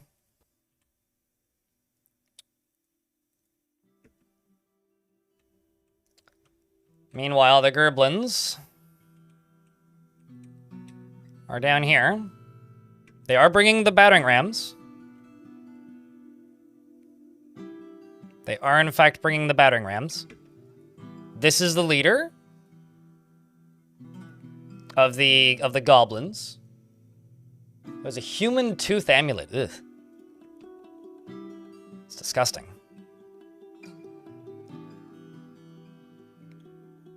Holy fuck, just in time? Yep. I'm always super tempted to just... Oh, Jesus fucking Christ. There's the cave dragons run really quickly. I never expect it. Thankfully, we were able to kill it. One of these dwarves got ripped apart by a cave dragon. Well, that's distressing. Hold on.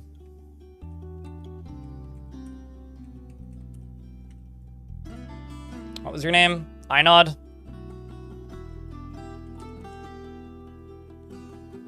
Rest in peace, Einod. Let's get you firing, you ready to fire, you ready to fire, you ready to fire.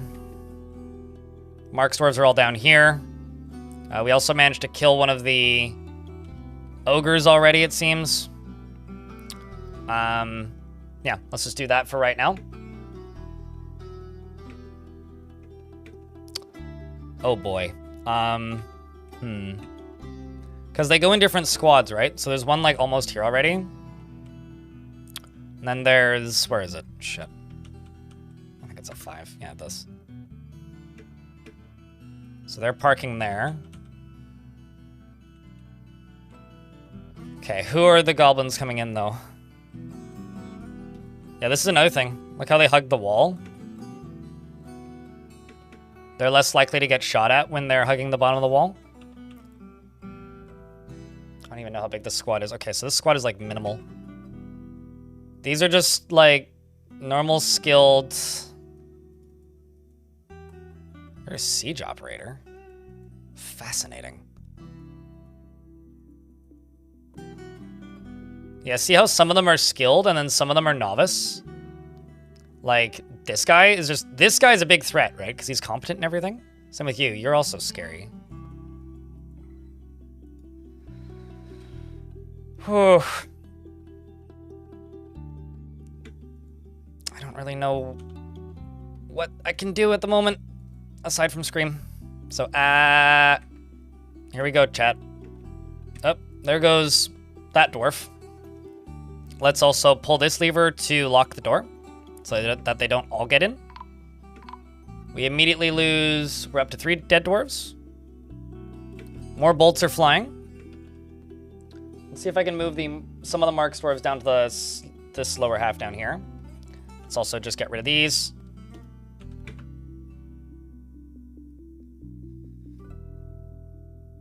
My mark dwarves are still just, like, firing holes into the baddies.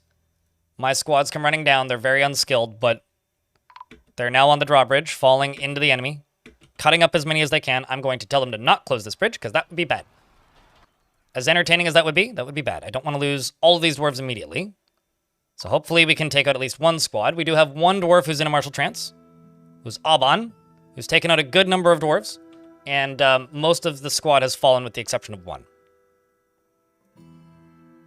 And the game appears to have seized. Huh. Let's let it think.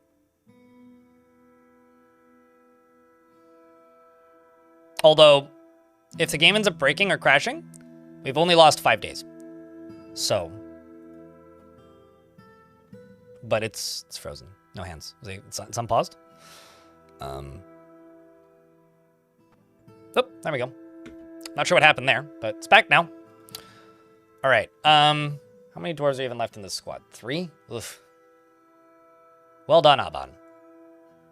Well done. We've definitely got one very injured dwarf. We've got to get them back inside. They both get back inside. We go down to this level. I click on this and I pull this lever.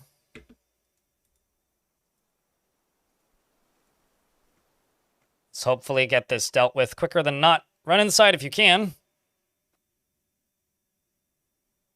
Bits and pieces of everything fly everywhere. Whew. Now we see where the majority of the goblins are.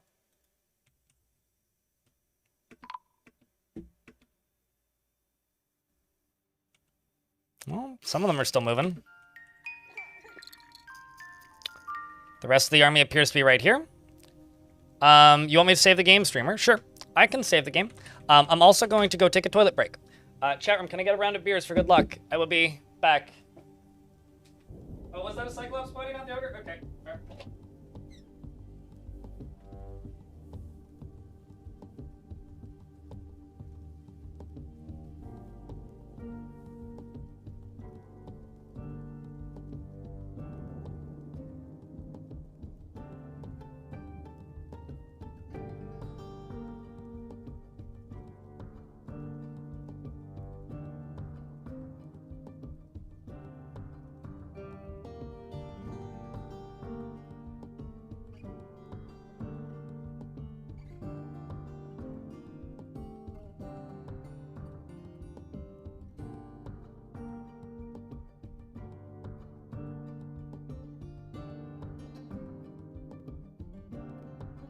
All right. 100x programmer. You must program pretty badly if you have to use so many tools to 100 extra speed. Anyway, this here, we've got this big old crowd of, mostly ogres. Mostly ogres, those are the real threats. And, well, no, the real threats are the Master Lashers. Or the dwarves, both. I mean, I made it back from the toilet break. It's more just a round of beers to see if you're listening. It's like a sign of life check, you know? Okay, who dropped the meat on the ground? Don't lose your food.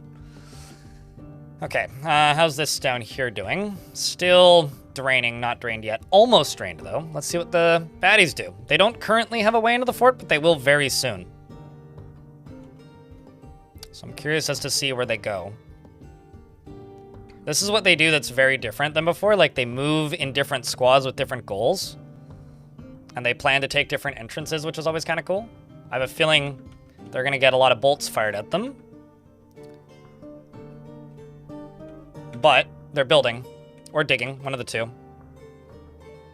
So over here is just my Marks dwarves turning them into a bloody mess. They are now constructing. They've built up to here. All right, well... let's get to it then. I'm gonna take you. I'm gonna go to labor, work animals. You're gonna take all of the war dogs that are available. And here we go. I'm not sure where they're gonna go from there.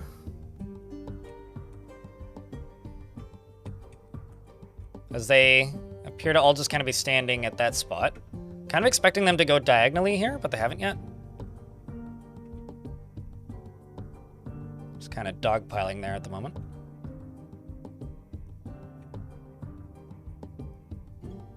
Having a hard time or something. Ooh. I wonder. While they're doing that, I'm gonna surprise them. I've got an idea.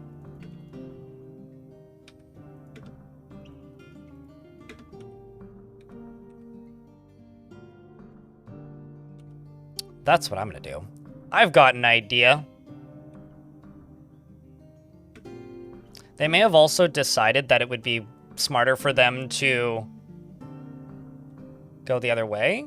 Or their way... I wonder if it's just that they've run out of bricks on top here and they can't actually get somebody up there right now to get more bricks. Or if they've actually, like, gotten lost. Like, they don't... I wonder if they can't deconstruct walls from beneath. Because it seems to be that way, actually, looking at it. Huh. Interesting. Well, I found a limitation. Maybe. Like, they're trying to get through. So I'm going to go through this and then pull this lever. Have fun, siegers. This is probably going to wreck my frame rate, isn't it?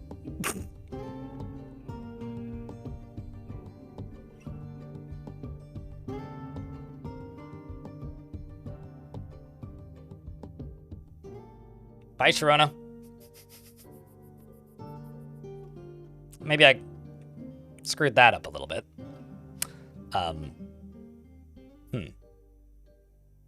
Cap the stair? Yeah, that's probably not a bad idea. So I wonder, if I do this, they'll just climb in.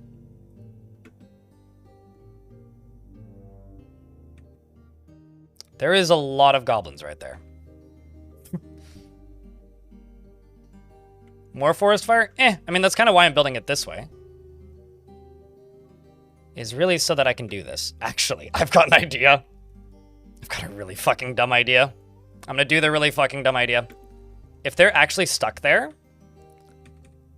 I'm gonna open up the front door and just use that as a firing squad.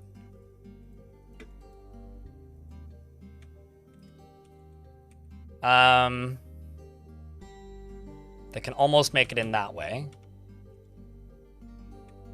Oh, right, yeah. Roads are still a pain. Hold up. There we go. Want to be able to see where the lava is.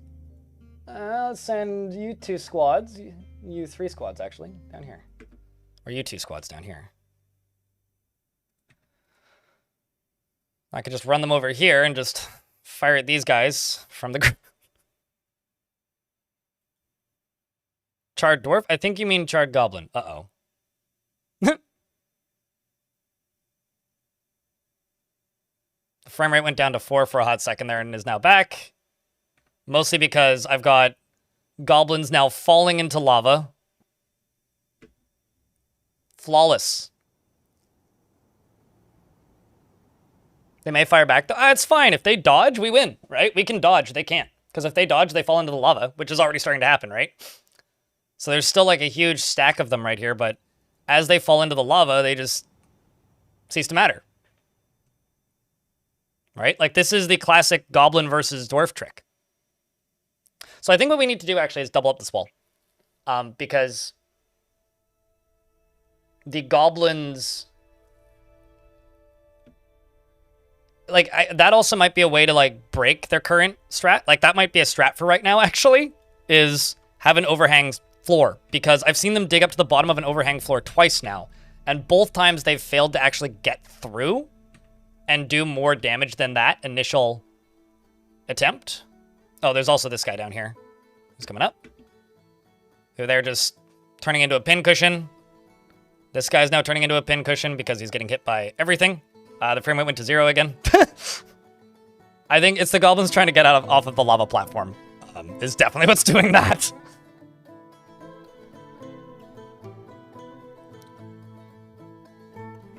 Look at all those free bauxite blocks and oh man, look at all. Oh, that's so good. A+. Okay, let's also send the squad down here to just execute them.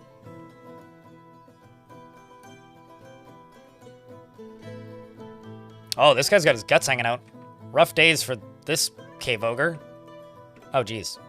Just immediately executes Tapioca. Holy shit, man. What did you do?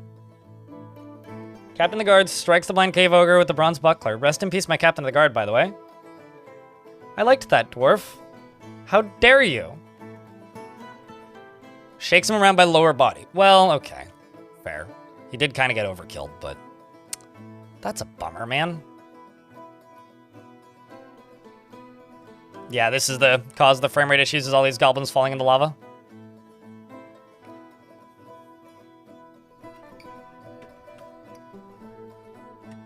There goes another one. This is excellent training, too. I mean, look at them. They've all fallen down into here. And then you know what I can do? I can just open this back up. Now that they're coming down the stairs... Solve that problem for you. You don't need to move. What are you talking about? I've got the ability to force you to stop moving. Oh, now they go back up. Cheater. Okay, let's get the dwarves back inside. Shook him so hard his spine collapsed. Yeah, that's a pretty common death, but it's always a rough one. All right, let's deconstruct this right here.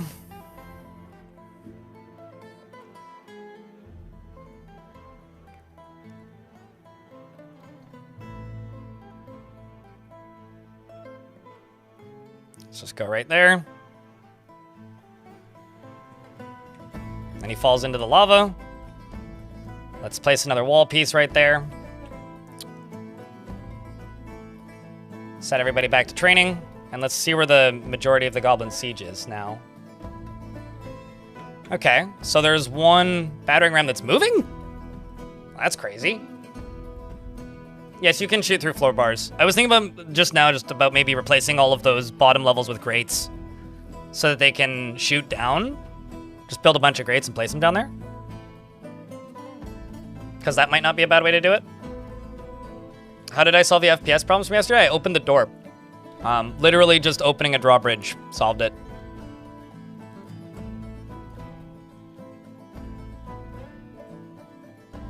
I'm really curious as to see where they're going.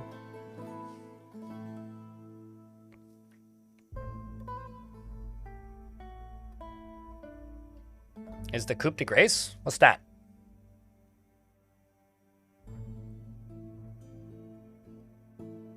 Is that why it's so slow? I mean, I actually don't know what it's made out of. They always turn into 2 bars when they're destroyed, but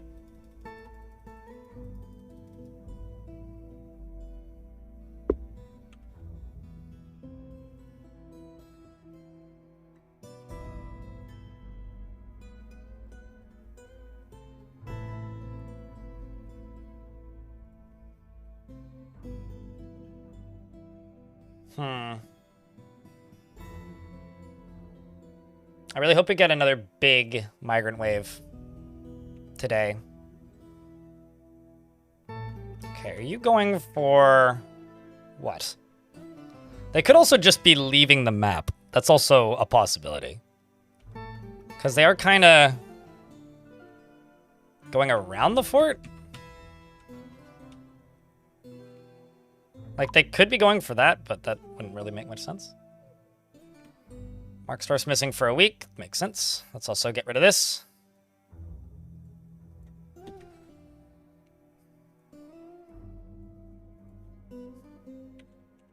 Also, sorry if I'm not doing a good job reading the chat. There is a lot going on screen at the moment, so just have to say once again, thanks to everybody who's swinging by so far today. It's good to have you guys.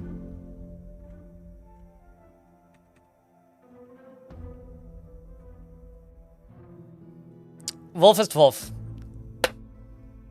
Do everybody, myself, and your sanity a favor. Just don't worry about it. If you really want a dwarf, I can give you a dwarf. If it's broken, it's broken. And there's absolutely nothing I can do about it. You just have to wait until the next stream. Period. I do not have any mods running, no. This is vanilla. David Angel the Warlock. Oh, you don't have to do that. I would just give them one, but if it's busted, it's busted, and there's really nothing I can do about it. I've just kind of, like, accepted that at this point.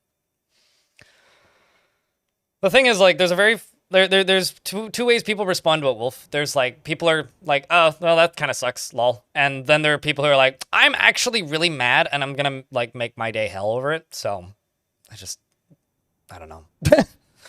What do you want, the wolf? Because Dave is gifting it to you.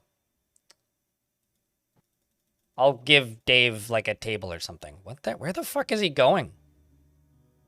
I'm genuinely curious as to where this thing's going. Huh? Where? Are you slowly going to my front door? To do what? Exactly. I'm fascinated. It's not going home. If it was going home, it would be going that way. Well, no, sorry, that way. That way. You're that way. They'd be going that way. They'd be going to the edge of the map. I'll let them live. I don't think that's where they're going, though. If they walk into my fort, I will turn them into Swiss cheese goblin.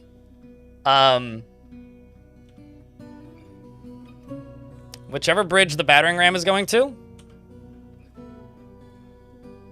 Wait. Fest. Oh, no, it's you, right? Fest. Wolf. Bridge.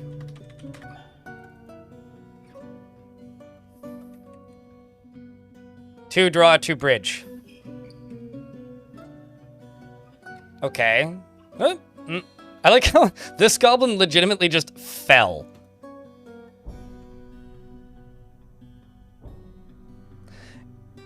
This is just me. I feel like they should have, like, I don't know, a yak or something to pull it, and then they operate it when it gets to its destination.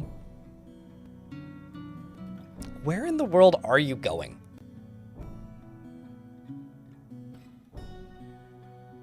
Wouldn't that be amazing? Oh, also, this is all steam, I think? Yeah, there's steam coming off of all of that. There must be rain or something in that spot. Yeah, it does look like they're going for this. Or maybe they're going for the roads. I swear if they destroy the roads, that'd be really fucking funny, actually. Although, no. Oh, wait. Sorry, chat, I fucked up. I still have the bolt throwers. Let's see where they end up. Let's turn off these real quick. Sorry, goblins. Oh no, they broke it. All right, well, now they get to leave. Who else is still here? Because there's more. This is these two who are gonna go tell the world of our strength and fear. Okay, now what else do we have left? Because there's 3 left. Oh. These guys are waiting for their buddy to come back. But, he died. So,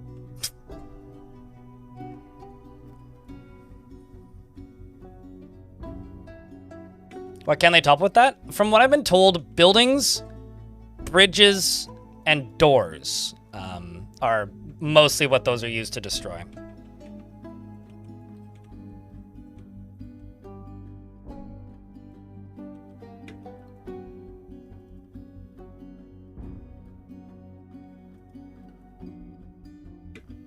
Why is there a chipmunk there?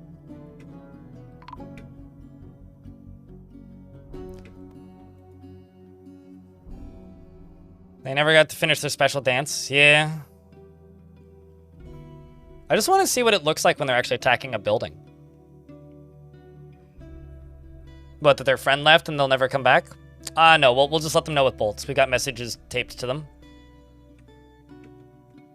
Like this.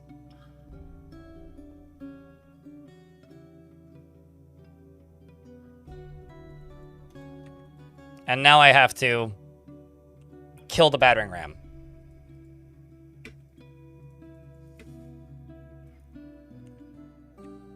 Which I can do by doing that later.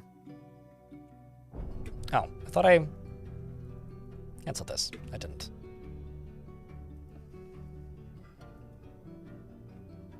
Kill the battering ram. Because it's still alive, I think. Unless there's another enemy on the map still? Nope. So yeah, I gotta kill the battering ram. I gotta dig it up or build something on it. Till then, enemy siege is gonna stick around, which is, not great. That was pretty fun.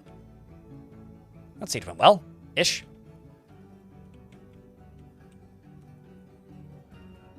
But, yeah, I think we're gonna go up here and set up grates.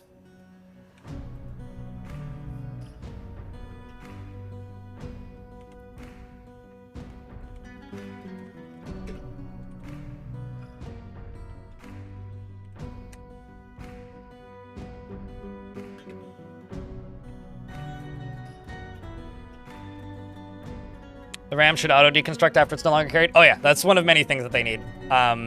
They shouldn't show up in the first place as well, in my opinion, if the dwarves can't even get there. Which happens kind of a lot of the time. Not a ton of the time, but enough of the time that it's annoying. At least the dwarves aren't scared of them, like an enemy combatant or something. That would be the worst if that was the case. I think what I'm going to do is this. I'm just going to set this to auto get rid of, because I desperately need to get rid of all of these bodies.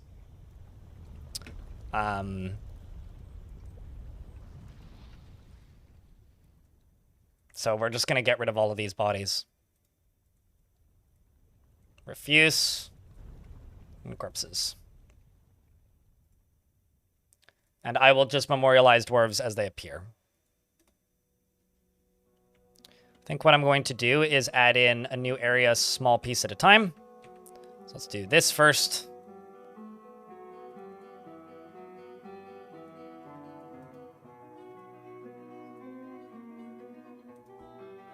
Allow them to clean up this front area. We'll get to it.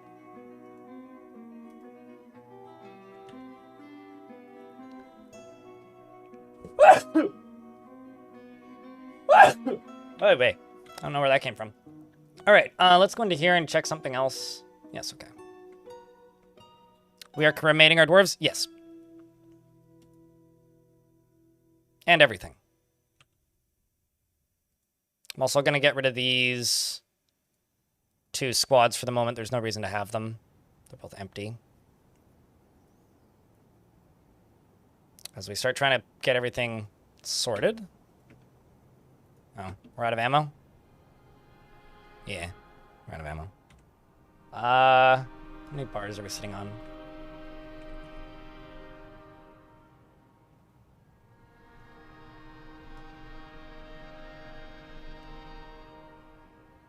Say copper bars. Copper bolts. Maybe not 450. Let's just do 100. Yeah, we do also need a new captain of the guard, but that's not the highest priority at the moment. The high priority is defenses and cleanup.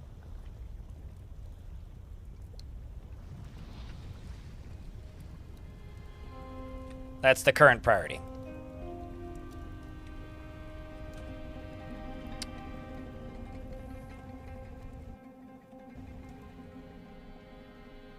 Which I think is fair.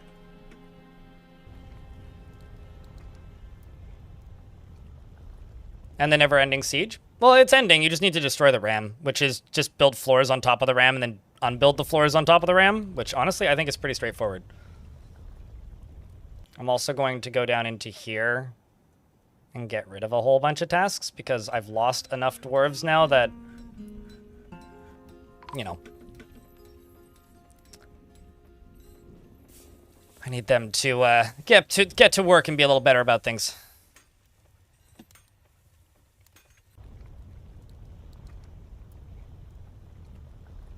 I built Mashin locations for lava? I don't know what that means, but sure. And also thanks for the blessies and whatnot. More ammo, more ammo. We absolutely need more ammo. There's somebody on my Discord who's building a tunnel into hell and surrounding it with bolt throwers. And I'm really, really curious to see how that plays in the end. Like, really curious to see how that plays.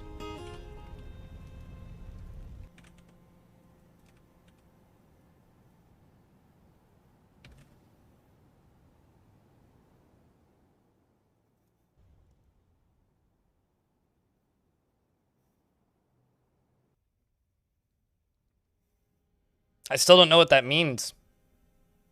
Nice blue. Like, genuinely, I don't know what that word means.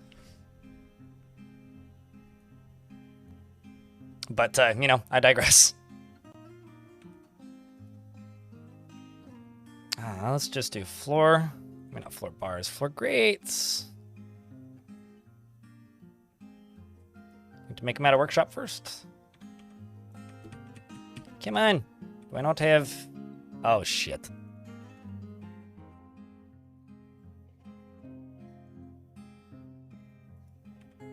Do I not have a manager? Dominik, what are you doing?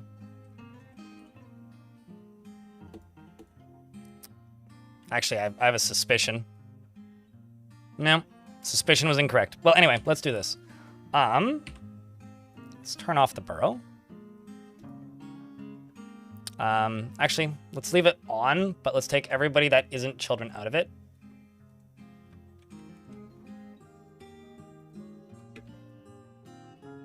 That can just go away for right now.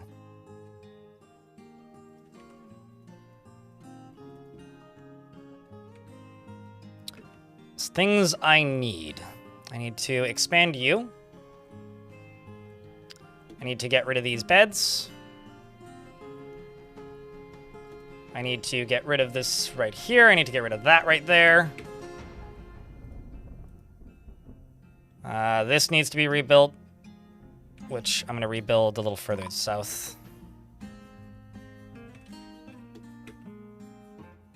3 dwarves found dead, dehydrated. Not surprised. Wait. Why are you set to nothing? This was a stone stockpile for other stone. Excuse me? I thought I set... Okay, maybe I never set that. I swear that I set that ages ago. Weird. Weird, wild. Wondrous.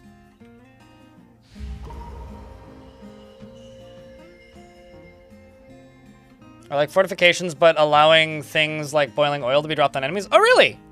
I didn't know what the actual word for those was. Fascinating. Kogan, the Dwarven Child, has been possessed and is going to go claim something for an artifact purpose, which will be cool, hopefully. Down there's dried up. That's good. Trying to see what else I can do here. That's really quick. Let's get you sorted over to there.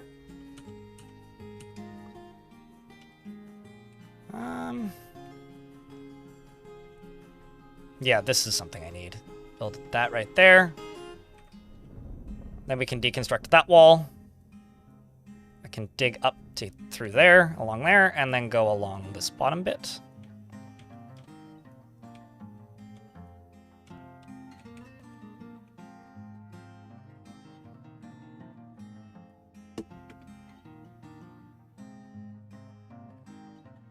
Certain YouTuber? I'm sure a certain YouTuber made that term. Or referred to that term, but I don't generally watch many YouTubers these days, to be honest with you. Super stoked to catch another stream. Well, cheers, man. Only got to see a touch of the last at work? Yeah. No, today's gonna be a short stream, just to reiterate kind of the plan for today, because I have to go pick something up before 2 p.m., so I don't have a huge amount of time today. So it'll be like a 4-hour stream or something. A very normal length stream for normal people, of which I am not. But by normal stream length terms, today will be a pretty short stream. But we'll do what we can with the time that we got. And then tomorrow I won't be streaming, but I will be back Tuesday with more of the long stream stuff. But hopefully I can get some stuff edited while I'm gone this weekend. What do I watch? The B1M? What do I watch? Not just bikes.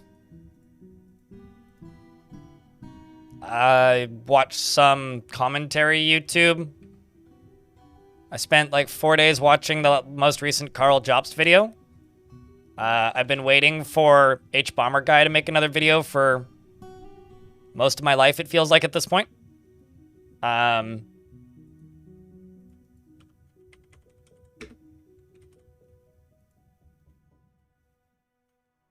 watch Anthony Fantano. Gonna make 100 wooden bins, try and catch up. I watch...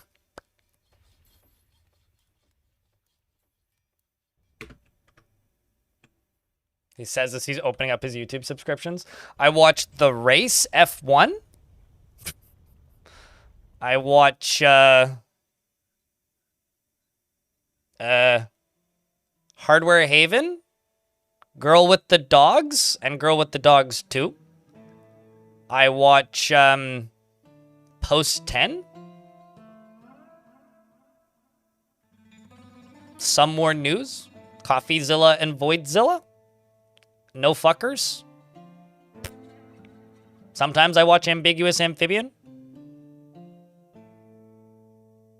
Some weird indie cooking YouTuber called Gordon Ramsay. Louis Rossman? Shifter? I don't know. No Clip?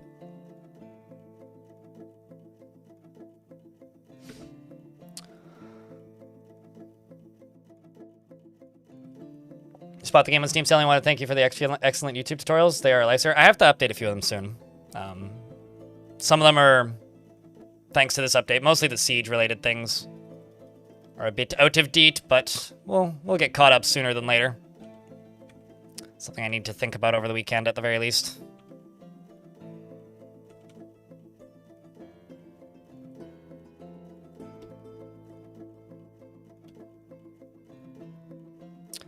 All right, I'm going to be extremely mean to my dwarves.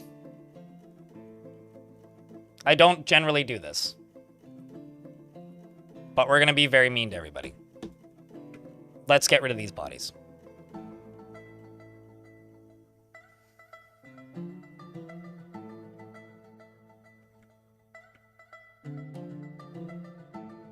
Yeah, checks out. Graknork.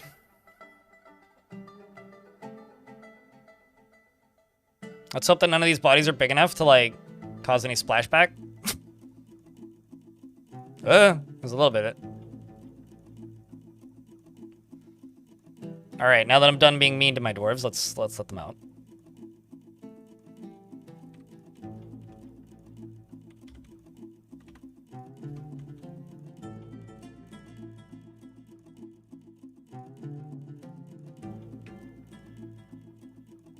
Everybody gets back to work.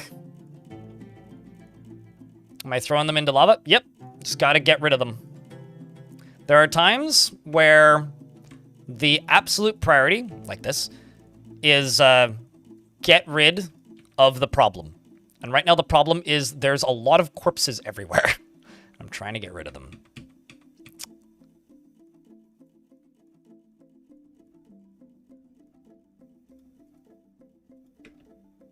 We'll bury the ones that we can when we get the opportunity to, but the priority number one is get rid of the problem.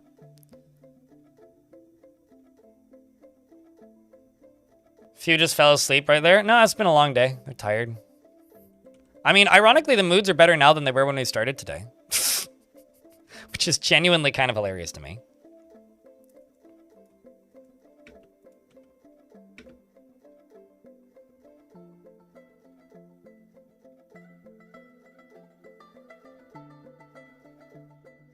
One person that I'm aware of was thrown into the volcano, but several other people mysteriously disappeared. I have no idea what could possibly have happened to them. The volcano maybe happened to them, but I don't actually have any proof, and you don't have proof either, so you can't blame me for it. Outside of that, there was a fight that happened next to the volcano that caused the grass to burn. Somebody threw a boulder into the volcano once that did cause a fire. But oddly enough, the number of people that have, like, fallen into the volcano is pretty low. I mean, if you have, but it could be a lot worse. Like, it could be a lot worse, I mean.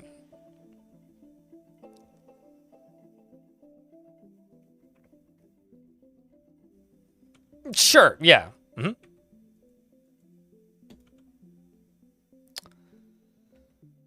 I mean, at this point, really what I want to do is I just want to get rid of all these.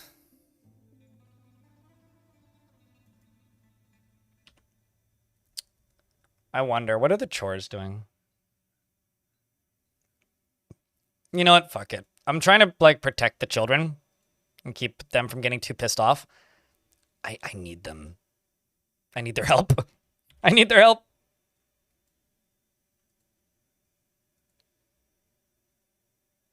I need their help.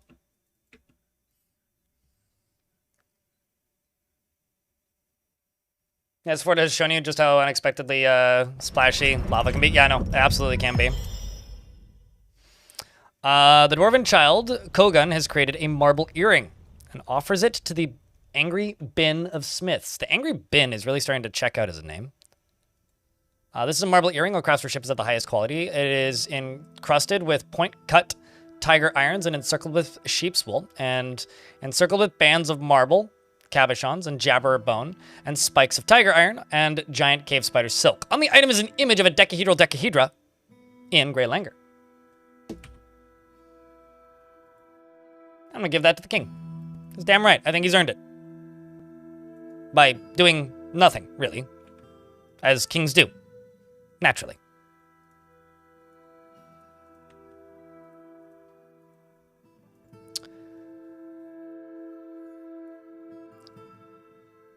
Building safety? I think you mean stronghold safety department.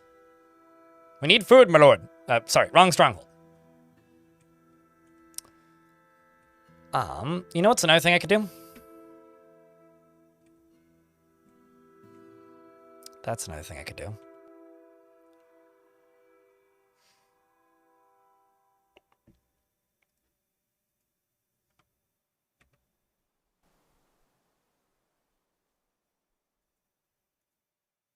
This is another thing I could do.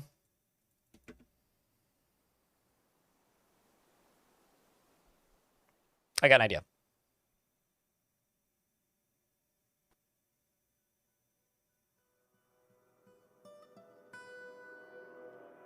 And such chaos?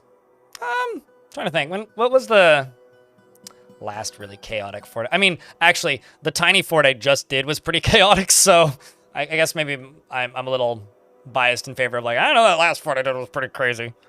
But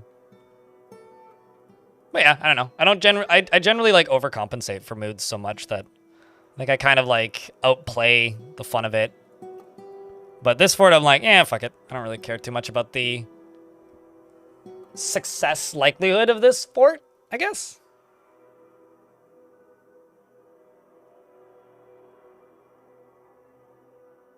For me to dive deep into adventure mode?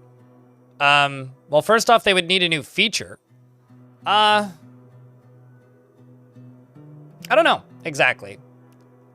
It has enough for me already on my own to want to play a shit ton more adventure mode. Already, like, just as it sits right now. The problem is making it entertaining for people to watch. The combat's very engaging for me, but it's not engaging to watch. And I know that because so few people tune in when I play it.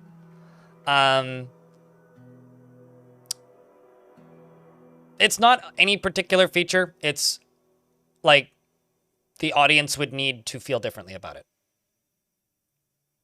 No? We killed the Goblin Siege. What do you mean it just stopped? No, there was a ram at the other end of the map, sad LH, that I sent them to go destroy, and the dwarves finally got to it. I can tell you right now, I do not need wood. There's a big ol' pile of wood right there. We got tons of wood. Wood is not a concern. No, the siege has been over for some time.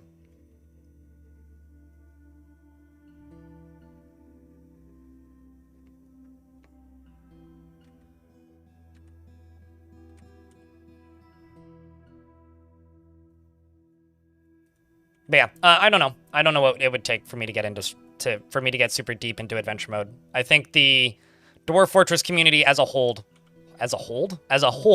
would need to feel differently about adventure mode. I think the wider video game world would need to feel different about it. So, but the thing that really for me makes me not consistently dive in, I guess, would probably be as simple as I need the world to feel more believable. Right now it doesn't. The world is very stagnant and still. If, like, the people that you encounter in the world had some sort of behaviors outside of, I'm gonna stand here, and then fall asleep standing here, and then stand here. If the world felt more on, I would play it more often for longer. But otherwise, like, there's just literally no reason to. Like, quite literally, there isn't a reason to, because it's just a tool, or the way I play it, it's a tool that I use to explore the world in ways that I can't do in Fortress mode. That is it. Outside of that, there is no reason for me to play it. It is a way for me to add creatures and characters to forts that I can't get otherwise. But aside from that, there is no reason for me to play it. I can use it to get stuff to adventure mode. I can use it to move items from place to place in short sessions, and that's all I have any intention to do until the audience starts wanting to watch it, which I think it would need to either be a life sim or have some sort of higher level of interactivity with the world than it currently has. As an exploration sim, it's great. As a way to learn how other mechanics in the game are, it's great. But it needs a lot more for me to be able to get an audience invested in it, for me to be able to play it frequently as a stream instead of just as a way to add things to fort mode. Did that answer your question, Afroman? I hope it did. It's maybe the longest-winded answer I could have possibly given you, but...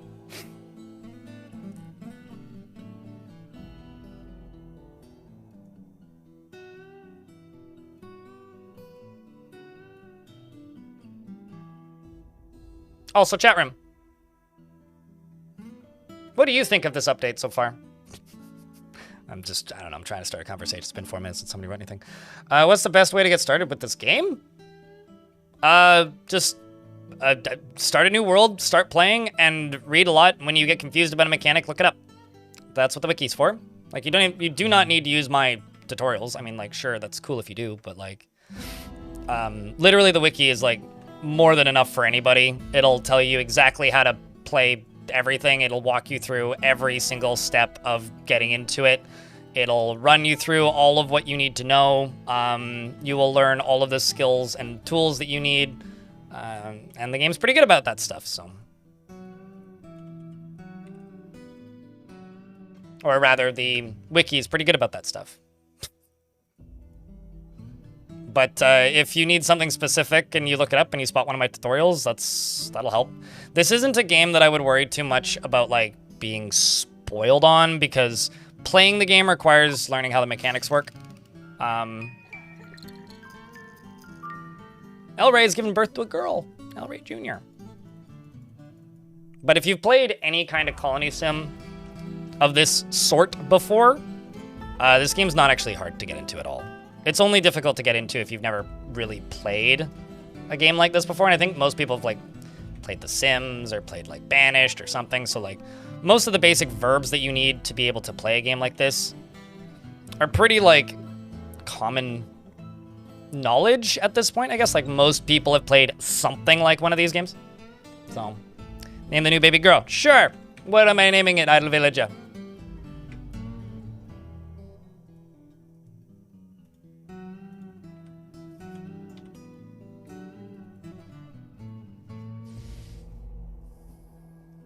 Idle? Okay.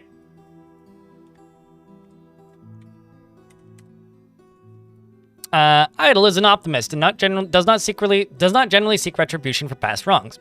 Likes a little excitement now and then and tries to keep things practical without delving too deeply into the abstract. She does not go out of her way to help others.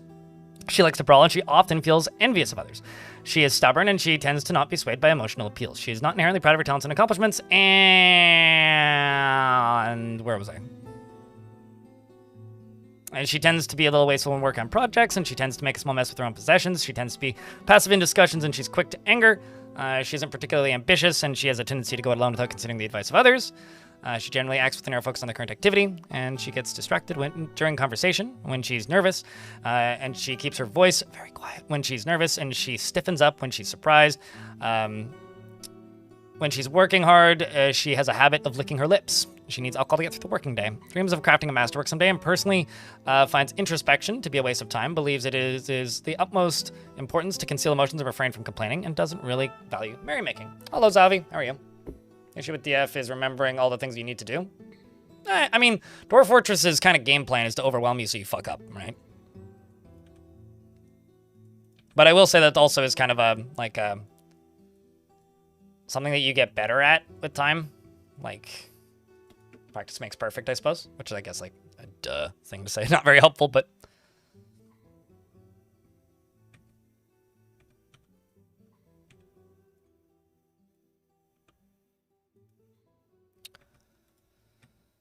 Okay. I'm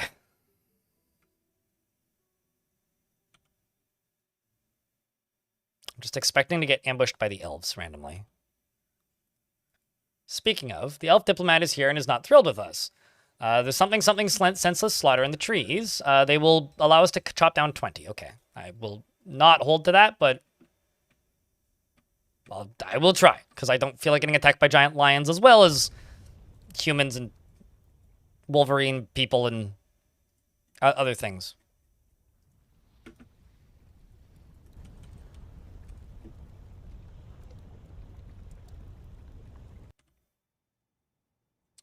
Eat a tour? Did I not queue one of those up? Oh, you are. Doing it right now. It's done now.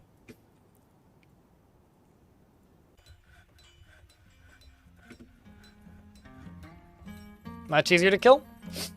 Yeah, but my dwarves are currently very soft and very scratchable, so...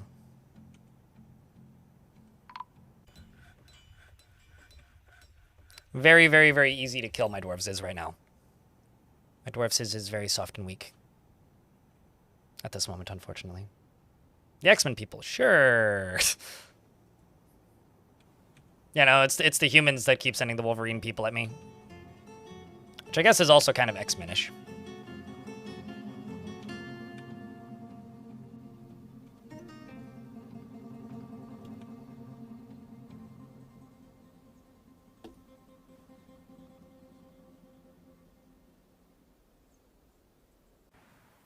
Still no food, make recurring work orders. No free workers, or maybe a lower number of meals per season because it's overflowing. Oh god, too much food. Yeah, that's always a very fine line. It's either there's so much food that, like, you don't know what to do with it, or there's so little food that you don't know how to get more, and you're not able to get more. Although not really a fine line, but I think you know what I mean. Well, let's just do a floor grate right there because we are going to run out, and they are going to get stuck.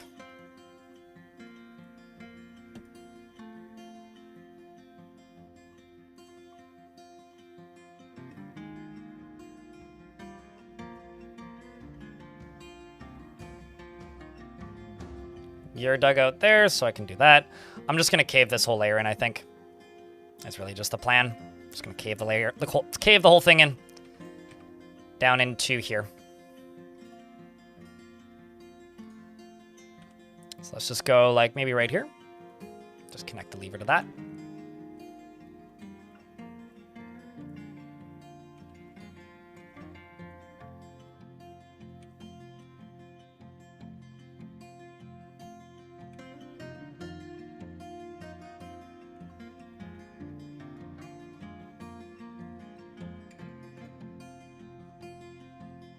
Although I find that, like, everybody recommends turning off plump helmets for cooking. At this point, it's not plump helmets for cooking that's the problem. It's booze that gets cooked that's the problem. Like, I find I have a much bigger issue with, like, the dwarves just cooking all of my alcohol and leaving me with no alcohol than I have with, like, running out of plump helmets. I've actually started to run into problems in this game where it's like, okay, is this just because I've played this game so much that, like, I'm running into this now? Or is this something that normal people run into as well? Because, like, I honestly can't tell in some places. Like, genuinely, there's some things that I've encountered as of late when I'm playing this game where I'm just like, okay. Is this specifically a me problem, or are other people getting this? This is gonna look like I'm completely destroying the fortress in a moment, but I swear that is not the intent. This is going to make the fortress stronger, I think, probably.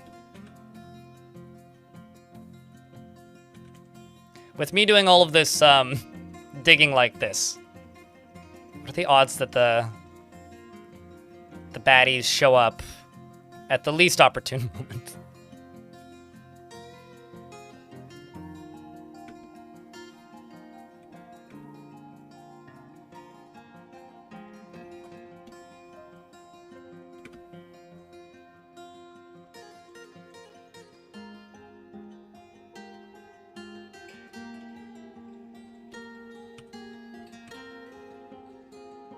Still economically OP. They were nerfed extremely heavily, but yeah, they're still very valuable. They're now just a valuable trade good instead of, like, trade 1 stack of meals for an entire wagon. It's like trade 10 stacks of meals for a whole wagon.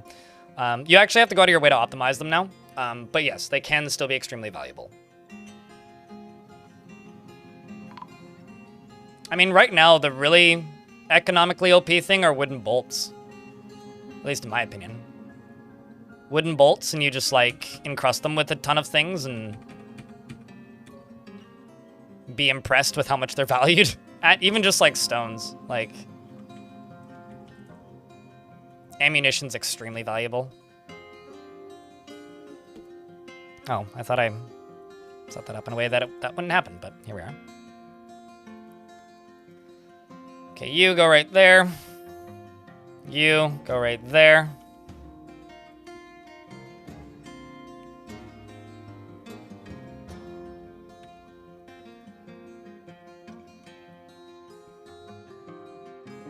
Let's just get that dug out.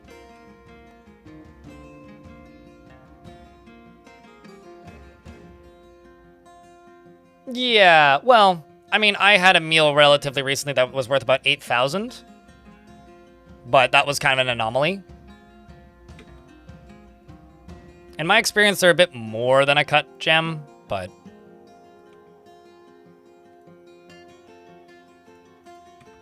not a ton more than a cut gem. Yes, it's not the norm. I mean, diamonds can be worth that much, right? But... oh, come on. That's the worst. I don't mind making these, but when this happens, I get upset. I get upset when that happens, when they topple them, because now they can't get to it. It's just going to be stuck there forever.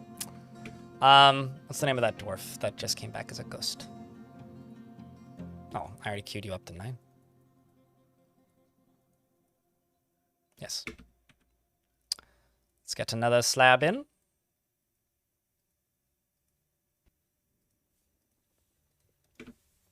If I can.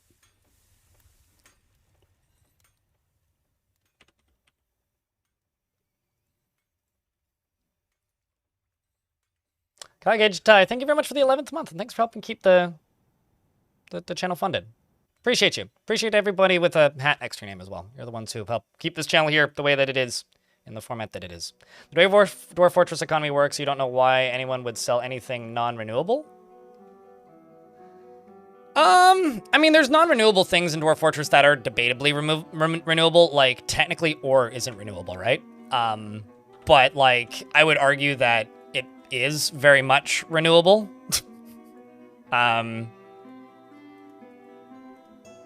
For whatever that's worth. Like, I am very much of the opinion that, like, ore is renewable because you can just get more from things that want to kill you with it.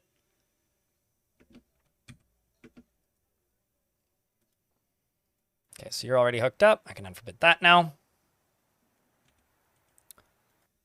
Now what I can do is I can go up here. I can go along here.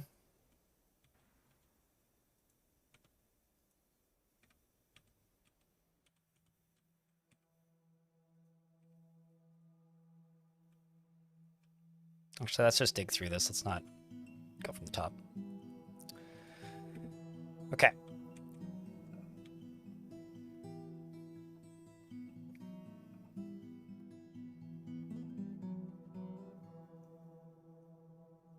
Copper, iron, and silver, but not all of them? Okay, but, like, not to be dumb, what else do you need? Like, what else is mission critical? It's basically, like, something that can be made into armor and something that can be made into weapons. But, like, you're already, like, copper is disposable in this fort, as an example. My main weapons all use copper. And they are firing out bolts made of copper at the enemy and turning them into, you know, particles of dust. Constantly. So, like, if that's the case, then, like, realistically, who cares? Like, I don't know. Let's just get rid of all these.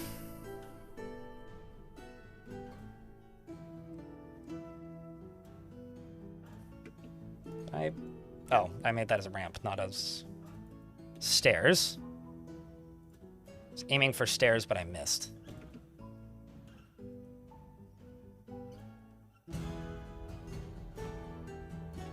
With your ore diversity? Sure, but, like, if you're playing on a high ore value map, then you don't need to participate in the economy at all.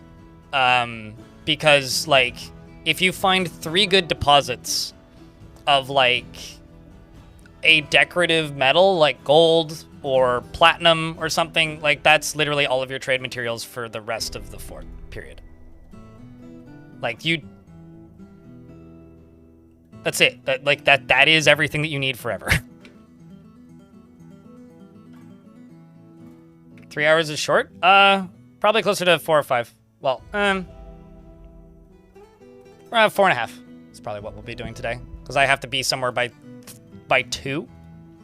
Or before 2, because I close at 2. I have to go to my pharmacy and pick up my, keep myself from dying supplies. Because, I'm out. And, in order to keep myself from dying, I need to get to my pharmacy today. Because I didn't make it there yesterday. They were open later yesterday, but... So I kind of screwed up. It's sort of on me, but... Let's just get that. Let this dwarf off of here. Because you're not supposed to be stuck. Then one layer up. You're attached to this. Which I'm going to... dig through there. Dig through there. Dig through there. Except let's do this. And then dig through there. So they can still get in and out. What they call it, food? Ah.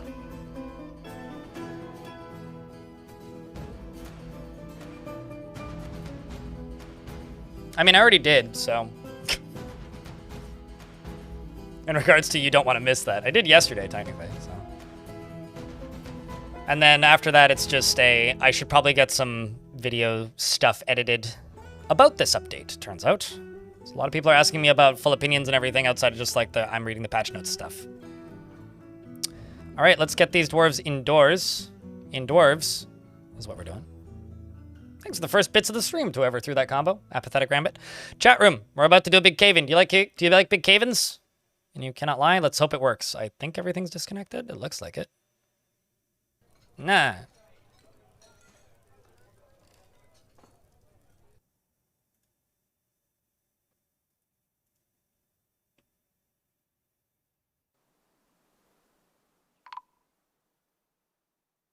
I don't think I just crushed anybody, so round of applause for the Successful draining.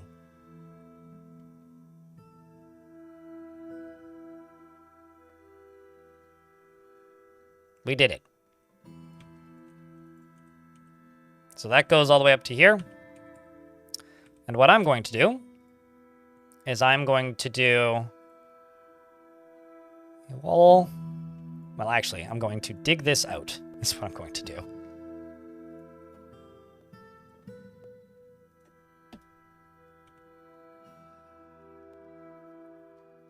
Also, thanks for the $1 in bits to whoever did that. Wish it would just tell me who did it, but thanks for the $1. Okay, we'll let them dig that out. Actually, not all of this, most of this. We'll leave this corner bit, because I would like to double up this wall and maybe reinforce it as well. I'll reinforce it on the inside, I think.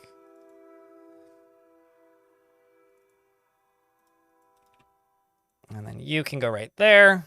I'll fix that. This over here can just get a chunk of flooring out to there, back to there. And so now this is what the outside here looks like. We are making quite a ton of progress. Quite a lot of progress. I'm thinking we put a second guard tower down here or something.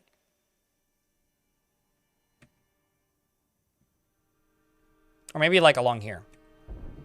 Because I could get like stairs up in here. Something like that. Ice Blue and Apathetic. Thanks for the total of $1. Appreciate you greatly. I don't know. Oh, I see the problem here. I'm like, I don't know what happened here, but... Oh shit, some migrants have arrived. Hallelujah. Let's look for dwarves that dream of mastering a skill. Because at the very least, they'll just enjoy training. I was gonna say, if you only sent me one migrant, I'm gonna be a little sad. Vengeful of poor focus. That or someone who... Turkey?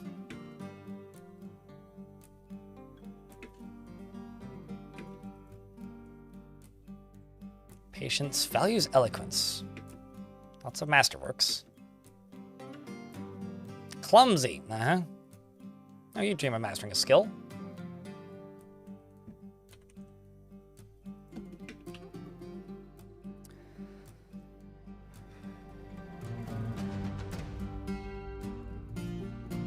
Wheelbarrow block delivery? You can use wheelbarrows to deliver blocks, but they wouldn't. They'd have to deliver it to a stockpile. I just don't... The blocks aren't that heavy, and where we're building right now is actually really close to where I would be bringing them anyway, so it wouldn't actually be all that beneficial, I don't think.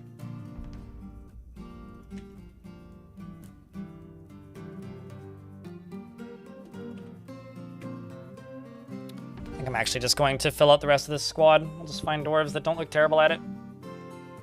Oh shit! Oh, Highmark is a peasant. I'm gonna throw them into the military. Train them up a little bit.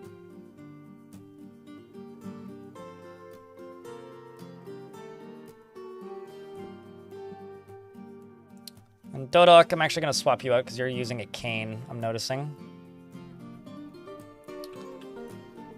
And I'm also going to go here, and I'm going to go to Siege Operator. I may actually just set this to everybody does this, because everybody in this fort is basically a Siege Operator at some level.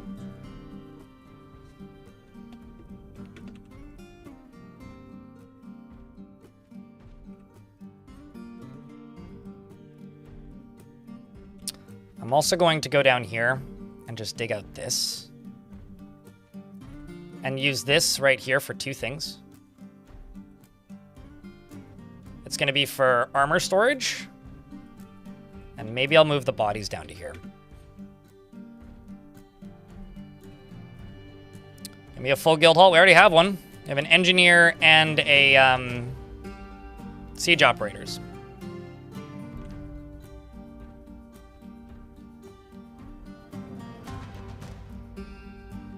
125 dwarves, though. That's a good number. Made it to late summer. I wonder if we're going to get invaded again in fall. If we are, I absolutely need to have this ready, because it's certainly not right now.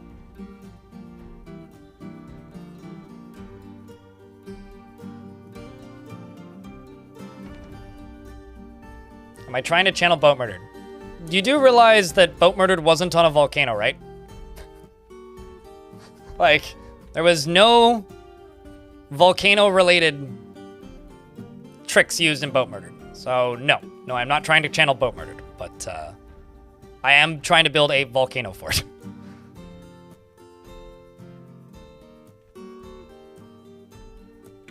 Just lava shenanigans? I mean, I do that in most forts. I think, like, I'll be honest. I love the, like, traditions and the, like, histories that the Dwarf Fortress stories have. It kind of bums me out sometimes that, like, everything is just, oh, are you inspired by this? It's like, no, not really. I'm just doing the things that the game provides now. I don't think I've ever really channeled Boat Murdered in a fort, purely because the things that happened in Boat Murder were so of the time and place that the game doesn't really play that way anymore either. But sure, I guess. If we're going strictly by, like, am I doing shit with lava? Duh. It's Dwarf Fort. You do that all the time. Wouldn't be Dwarf Fort without lava. Exact. That's kind of what I'm thinking. It's like, it's like, it comes with the territory. It's like, step 1, acquire dwarf. Step 2, dig rock. Step 3, shoot lava at goblin face using a rocket-propelled minecart. Step 4, profit? Entered fun, actually. Step 4, fun. Yeah, there you go. Flood fortress with lava? Fun.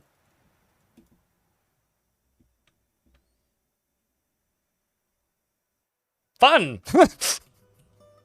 Step 4, fun is definitely, like, a mandatory step in this. All right, let's, Got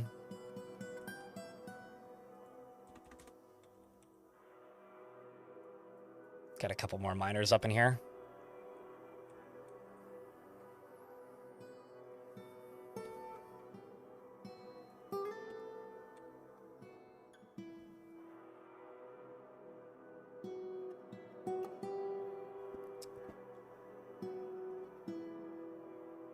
Hell is to the right? Well, hell was never to the right back then. It was the weird murky pools that made demons appear were to the right. It wasn't hell specifically. The underworld didn't exist back then. At least, again, not in the way that it does now.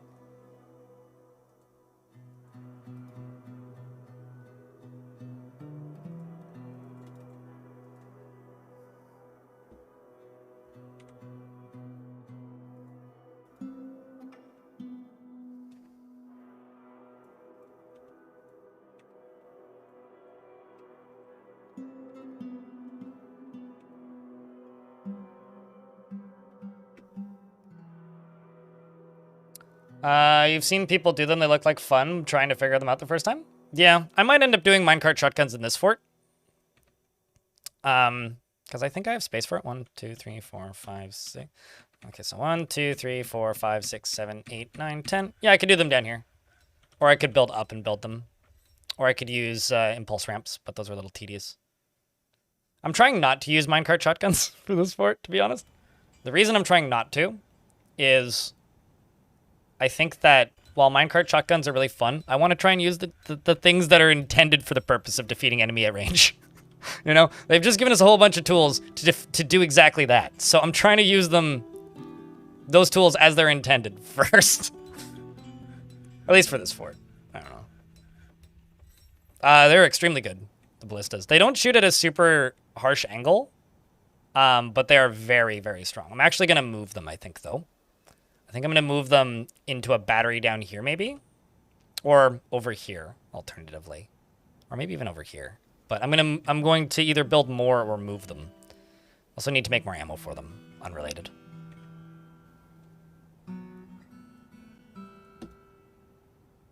Actually, no, dwarves, don't dig through that. Right there. I'm going to just go here.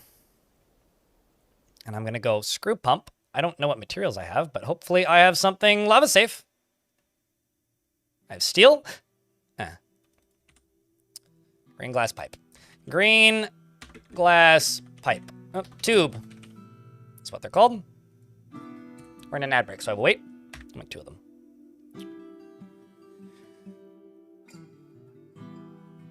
You just learned you need 10 Z levels? To get to go fast enough to make them launch stuff, yes, you need 10 Z levels. But once they're at speed, you won't. It's just I find them to be the most consistent at 10Z levels. I haven't really touched minecarts yet. I think I was like, I don't know, easily over 1,000 hours in before I really started touching minecarts at a villager. And I never really, like, there were systems I understood or knew how to build but never bothered to build that I didn't build until Premium came out too. Like, I never really played around with, not minecart systems, but like impulse ramps and stuff until Premium. So like I played this game for like 10 years before I really messed with that stuff. It's like I knew how they worked, but just never bothered. Mostly because like, one of the biggest changes that I never see people talking about with Premium and how good Premium is the fact that you can do this. This is a minecart track. The fact that you can do that is one of the greatest. Like, you used to have to do them as individual track piece at a time. Unless you were engraving them and then you click and drag. And it was way harder to tell what direction they were facing. I don't know. That's a mechanic that I think is maybe a little bit underappreciated about Steam version.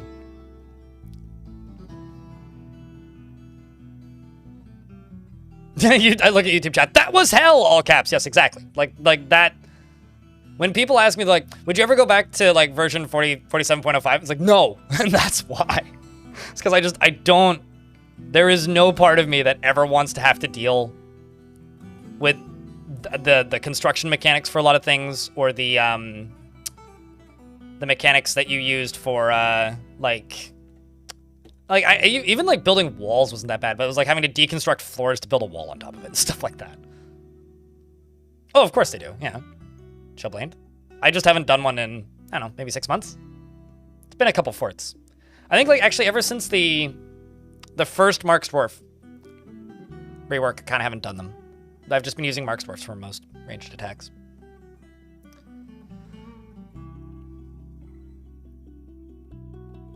And somehow, a cat kept managing to pathfind there through the fortifications up the walls, and I've learned the ballistas are very efficient against cats. Yeah, the ballistas are extremely efficient against things with flesh.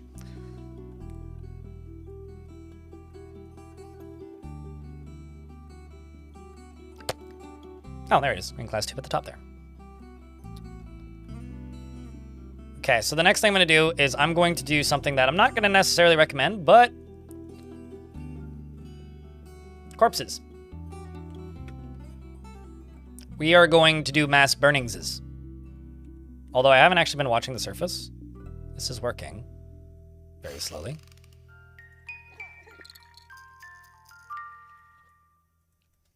Just going to get rid of that for right now. The other thing I'm going to do is I'm going to go refuse and then to go here and type in wear. So clothing that is only low quality and undyed. Well, actually, I should specify that.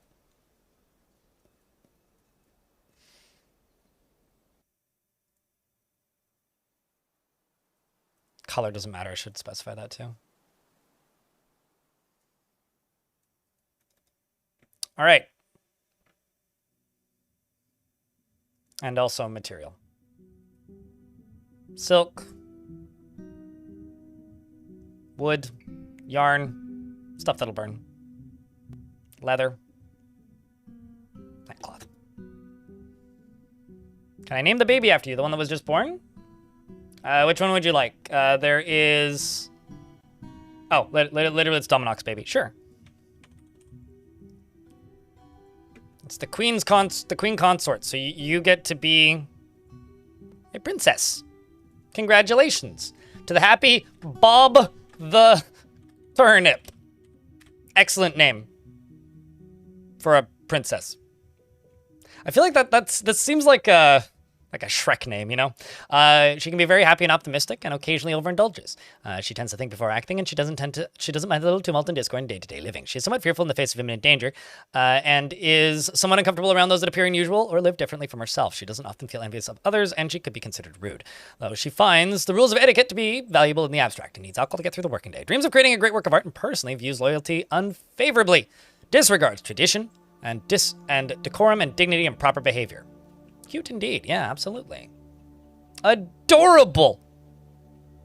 Even. Also, hello. Dark and Dawn in YouTube chat. Alrighty, well, let's let you get to work. Turnip face. Is this like a turnip boy commits tax evasion thing?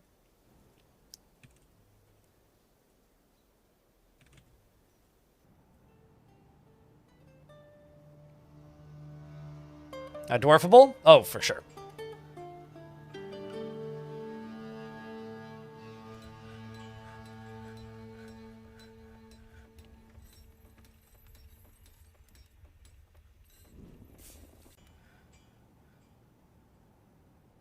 Mostly just cleaning up a lot of, like wool and stuff I'm never going to use for anything.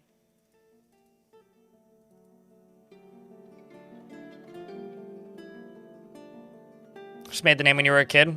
It's always cool when people keep their usernames. I always love to learn the stories behind people's usernames because, like, my names have always had stories attached to them. Not that I've always told them, but I've always had stories attached. Right here, let's just get rid of those for now. We'll build those later.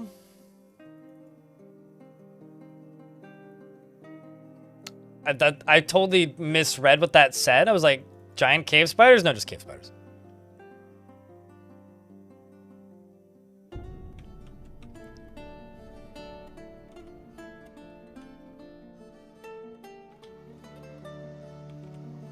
I'm just going to unforbid everything on the map. Lad Fanatic? Oh, Left 4 Dead, I see. I was reading that as Leet Speak. I had several usernames that, like, I don't want to mention because, like, some of them have, like, defunct YouTube accounts that I don't have access to. Yeah, that's mostly it. But I had some older usernames. Some of them are archived via, like, Steam username history, but most of the ones I don't want to mention aren't on there, so it's fine. Yeah. To a mammoth? Reference to a mammoth? Like a real mammoth, or like...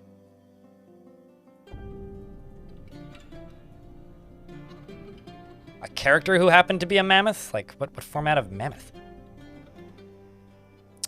The enemy have come and are seeking a parley. They come to lay siege. The army is... this is the third time this person has led an army in siege against me. It's commanded by the Sparrow Woman Simo Justice Reason, a seasoned commander, and in the early summer of 188, the Kingdom of Tubes attacked the angry bin of smiths of the sacrificial rocks at War Machines, and Sinnoh led the attack. And beware the elite human maceman. Oh, that's actually spooky as shit. Holy crap.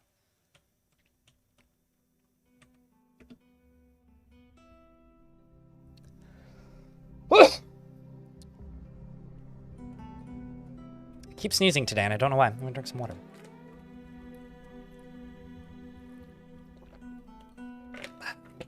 He's more of a Robert the Root vegetable. Yeah, sure. Instead of a Bob the Turnip.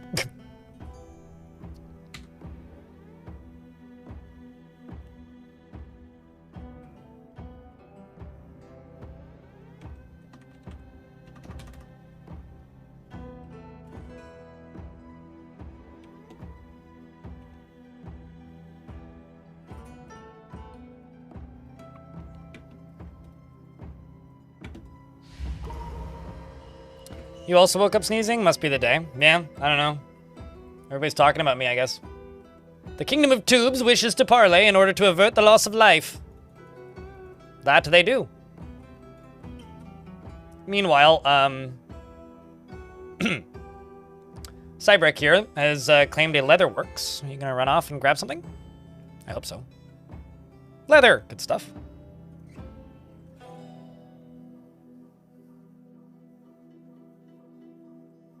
Okay, well that's finally done.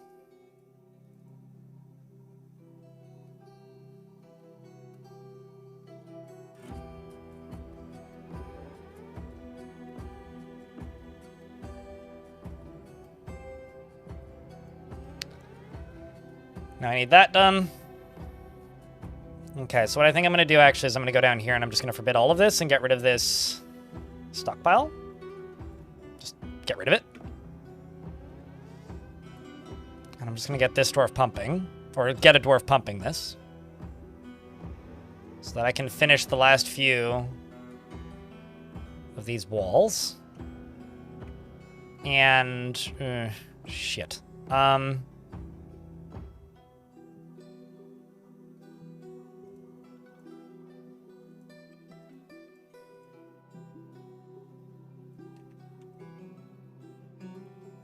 No, I don't want to set that up as a possible way in. Not yet. At the edge of the map, it stops trees from growing. Yes, correct. Blocking tree growth is absolutely what it's doing.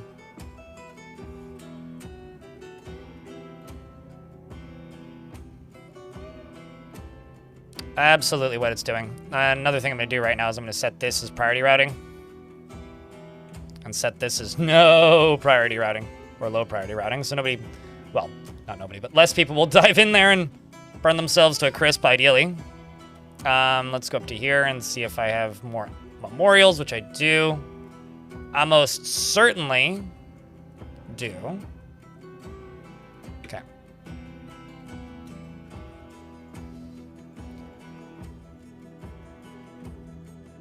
It's going to take a little bit to dig out. Oh, dwarf, you're making me nervous. Of all the routes you could have taken to dig out that floor piece, that's the one you chose? Jesus, man. Spooky. First ghost has been put to rest. Yeah, how big is the dance floor? If you, like, this is my tavern, right? If I click on it, and I click on this, it says that our dance floor is 11 by 11. I think you need 6 by 6 to get any dancing or parties. And then the other thing is, in order to get the music to play... Uh-oh. Tosid has been found dead. I did tell them not to go jumping in there. Like, that's...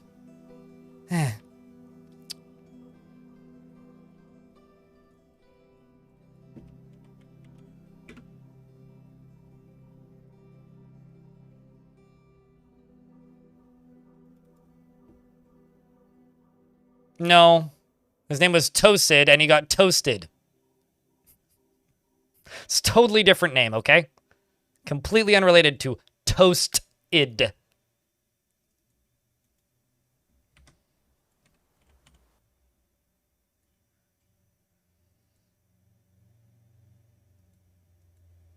Dear Dwarf, why in Armok's name are you so friggin' slow?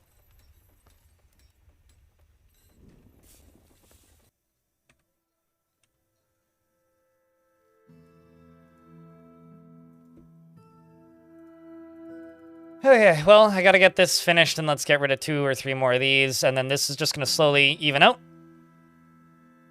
And, see what we can do. That's what. We will see what we can do.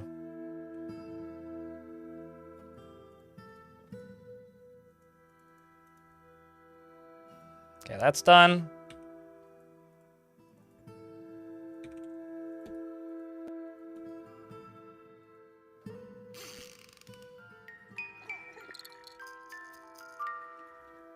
And then I'm going to go to you, and I'm going to go up to here.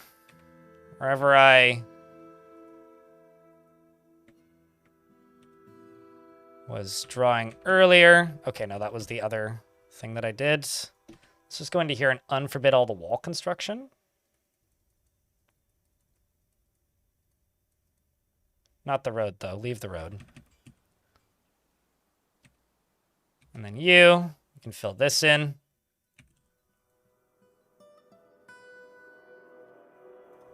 Can also do that and this.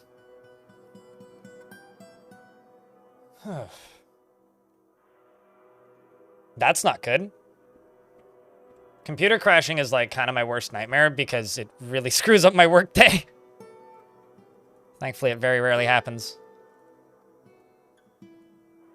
Alrighty. I think it may actually be time to get these dwarves locked inside.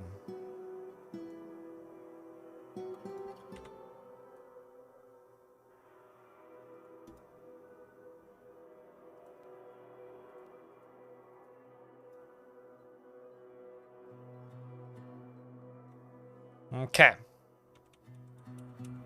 This has also all been set up. Good stuff.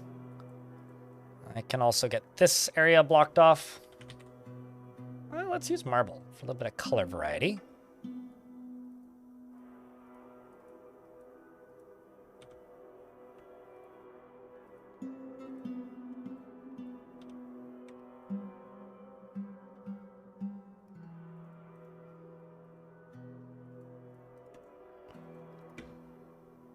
And then let's go to the other side and do this. Basalt.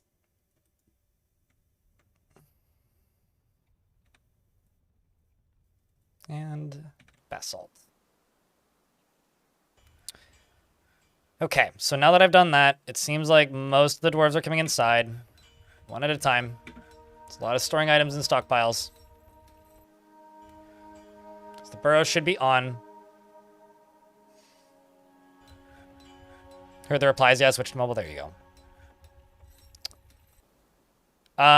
If you hit U on the keyboard or just open up the citizens screen, Leaf, or Left, and you click on this, it'll show you the details of what they're doing.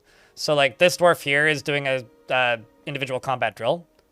There's no specific information for that activity is what it gives me, but do I have anybody doing any kind of more interesting things? It's just socializing. Meditate, socialize. Yeah, nobody's partying or anything. But if you click on, like, this, it'll tell you what they're telling each other. You need to figure out what RAM to order for yours to get another internal SSD. I mean, look at whatever your motherboard supports. Buy that. Hold on. You got leather skin, bones. Okay, you want bones. That makes sense.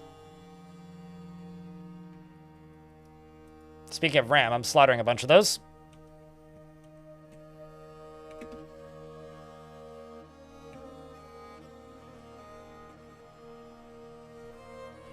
So let's go to military and type in bolt thrower. Oh, come on.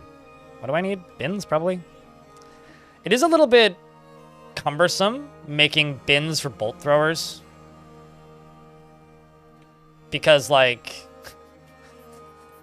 good luck ever having empty bins, you know? It's like they're making a bin right now. Somebody's making a bin.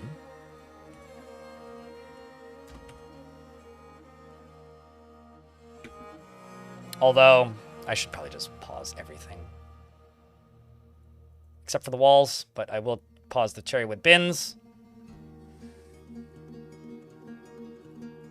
Let's pause all of these. Well, let's keep those. Let's keep those. Pause all of those.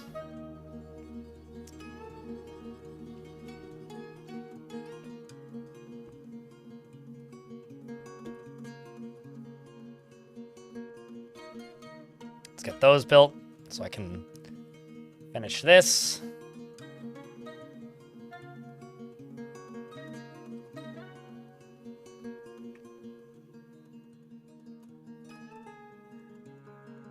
What do you mean?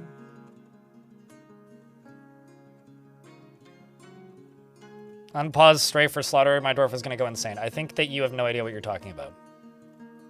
Why would a dwarf go insane?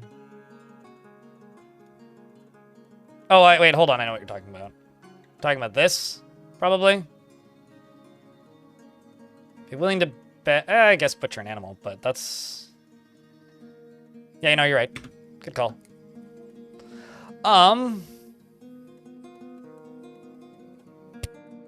Get that done, that done, that done. Let's see, is Erdorf slaughtering that? Actually, they may not even be able to get to it. Hold on. There's too many things going on in my brain at the moment.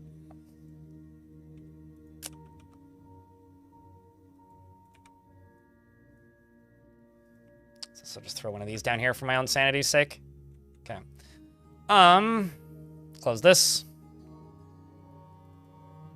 Yeah, I'm pretty focused on the siege and not so much on the dwarf.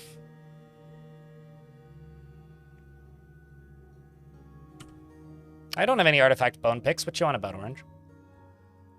Also going to close the secondary gate, which I almost never do. Sorry, Dwarf. You better go the other way. These dwarves are all going to train. They're all going to train right there. And let's get this siege coming. We're going to deny the parlay.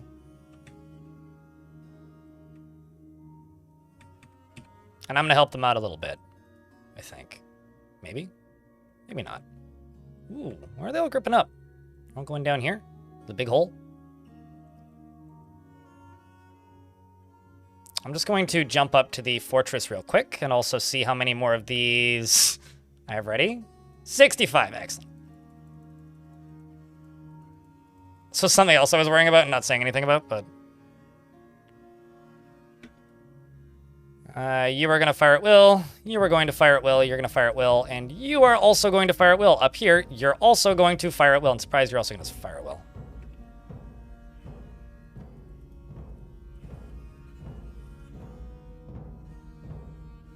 Yeah, should all go get drinks, what?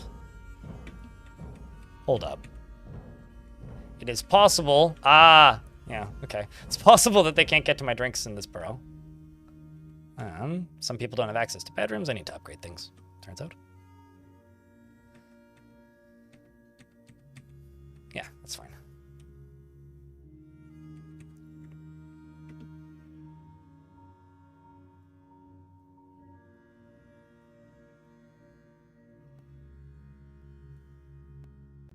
It is a short stream. I've only been live for 3 hours and 40 minutes. I normally stream for like 8 hours minimum. Like 8 hours is like a normal stream for me, right? So, and if 8 to 10, if like 10 to 12 is like a long stream, then like, yeah, I do short streams. This is a short stream. I'm not gonna be live for that much longer.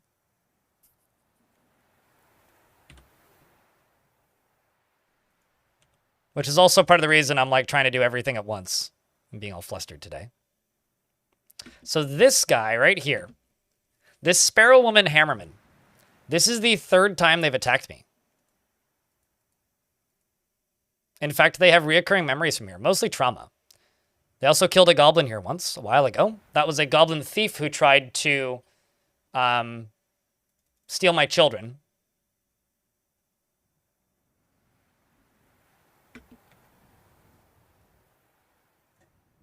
Oh shit, you don't see those very often. There's a gypsum plaster left arm cast.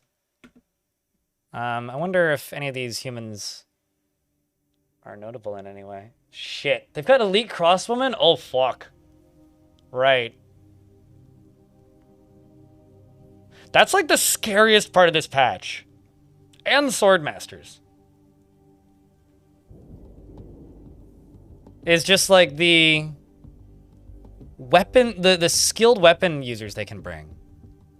How bad is an elite crossbowman? I watched a dwarf elite crossbowman, or crossbow. I had an elite crossbow dwarf once that took out 11 goblins without even like blinking. It was just like pop, pop, pop, pop, pop, pop, pop, pop, pop, just like the whole squad as they came through a door, just like unloaded. Every single one was a perfect headshot, destroyed the brain with every single shot. Seems the Rams are still waiting.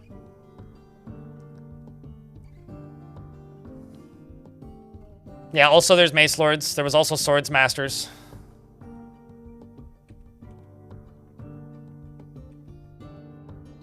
But they have to shoot through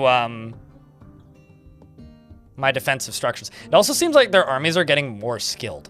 So something that used to always happen, I don't know how many of you guys noticed this, but soldiers used to always consistently get weaker as time would go by. Because eventually like they would run out of trained soldiers in like their like World Sim stats, and then they would become easier to kill. They seem to be getting stronger now. Like it's actually scaling in a way that is a bit more logical, I guess.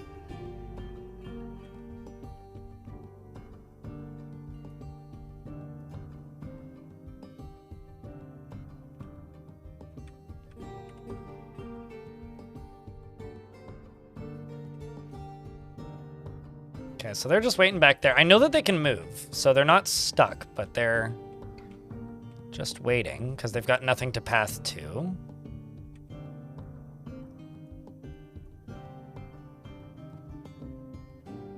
This really is a proper siege, though, let me tell you.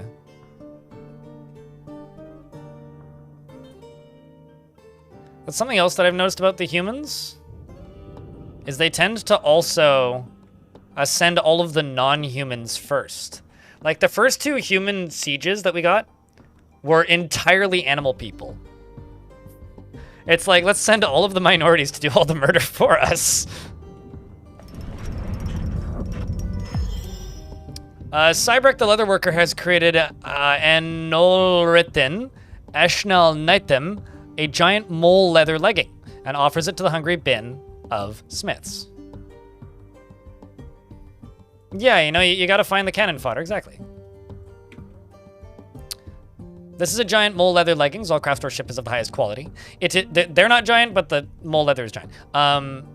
It is cut with green jades and decorated with llama leather and encircled with bands of persimmon wood and plum wood. This object menaces with spikes. This object is adorned with hanging rings of kakapo leather and menaces with spikes of basalt. On the item is an image of Kogan Mineprice, the dwarf, and dwarves in giant mole leather. Kogan Mineprice is surrounded by the dwarves. The artwork, of course, relates to the ascension of the dwarf. Kogan Mineprice to the position of Countess of the sacrificial rocks. In 167 on the item is an image of Leapfolded, the elf, and the Dasis Strapfur, the bejeweled key, the Hydra, in Sheepbone. Dasis Strapfur, the bejeweled key, is striking down whatever that person's name is. The artwork relates to the killing of the elf, Leapforded, by the Hydra, Dasis, the bejeweled key, in Stricken Beast in the Adorable Forests in the late autumn of 101 during the rampage of the Hydra Dasis. Dasis the Hydra. Strapfur, the bejeweled key, in Stricken Beast. On the item is an image of Grizzle Begin, the Bud of Visions, the giant mole leather leggings in Crystal Praise.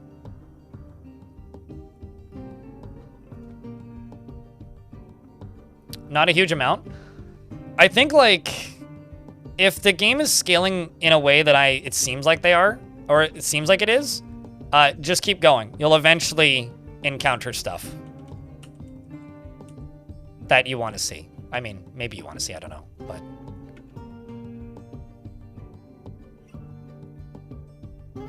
Oh, my Engineers Guild needs an upgrade. That I can do.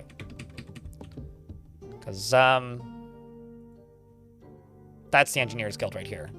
What's the value of it right now? It's halfway there. Let me just throw a... Let's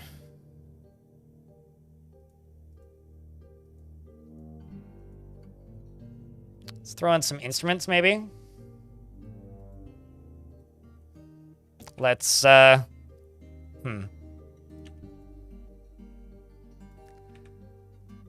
build something over here. And add that in.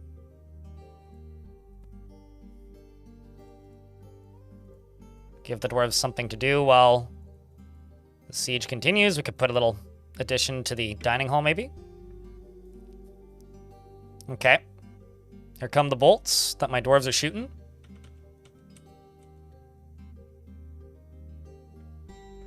Showering down on those humans. We're about to get hit by ads. I will pause the game when the ads hit.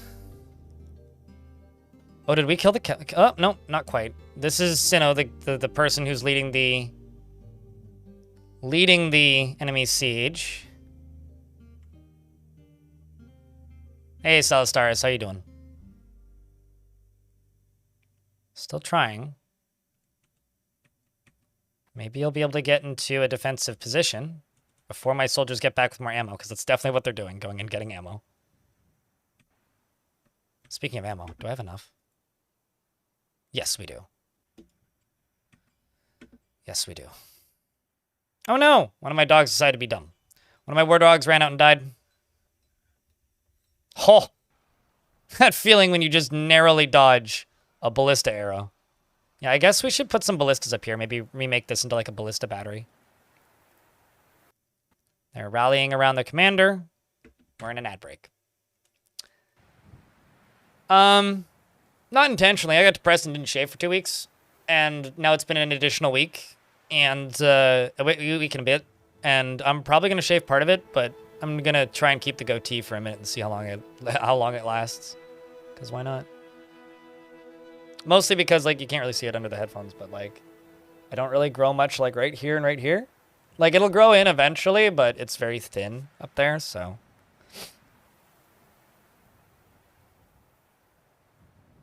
I found your channel 2 weeks ago, and you really enjoyed your stories. I've been thinking about giving Dwarf Fortress another try, but you haven't gotten very far into the game yet. Yeah. It's Movember, grow a mustache? Sure. I mean, mustache comes with a goatee. It is the socially acceptable time to have a mustache, even if it looks terrible on you, though. All right. Let's see, is there humans anywhere else? Not that I'm seeing. Have the rams moved at all? Crypt arrive. Hey ho, Crypt Nope, wave. How's not it yet. dwarfing? How's it dwarfing? Oh, it's dwarfing. Oh, it's dwarfing. Don't you dwarf about it.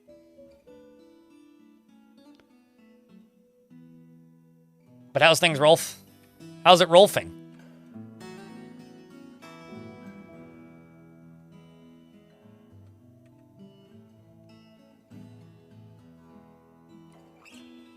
I'll bet you that... Well, no, they should be... They would have been able to get around the... Oh, no, somebody would have fallen in there. It's funny. Their commander is very injured, so they keep going back to meet with them. Where's the rest of them?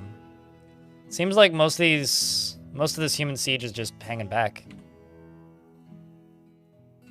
Yeah, they're like all grouped back down here. Oh, nope, they're moving slowly. Well, these guys hang out there. Maybe they've called them up now? I need to get this all cut out.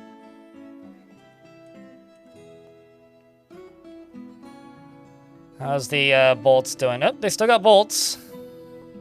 Firing more bolts off. Same with these guys up top.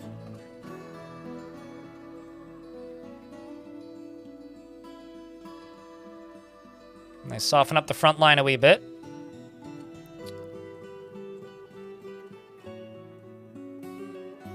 Hope you're having a good weekend. I mean, it's been a lot of work for me so far, but getting there. Is this your second time here? Kind of seems like it.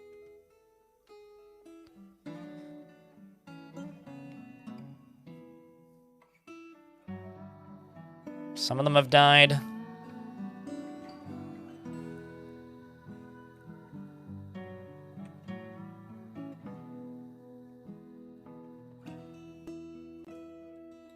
And here we go.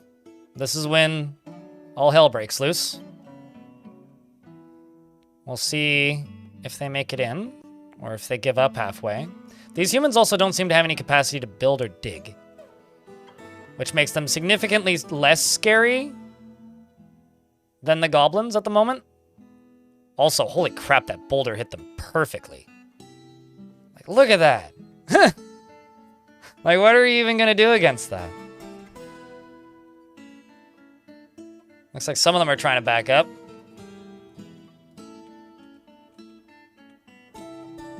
The rest of them over here are still getting holes punched in them by my Mark Dwarves up top, and presumably the bolt throwers, which is in the process of reloading.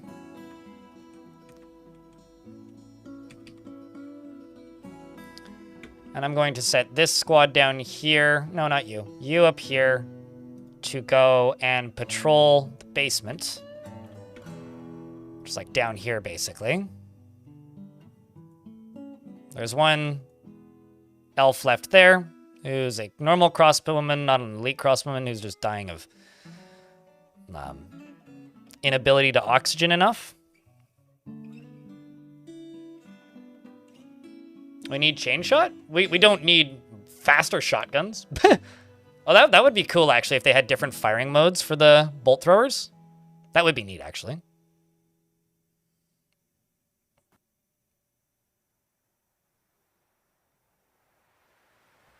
But we basically have chain shot now with the bolt throwers, the way they operate. The bolt throwers are exceptionally strong. Like, extremely strong.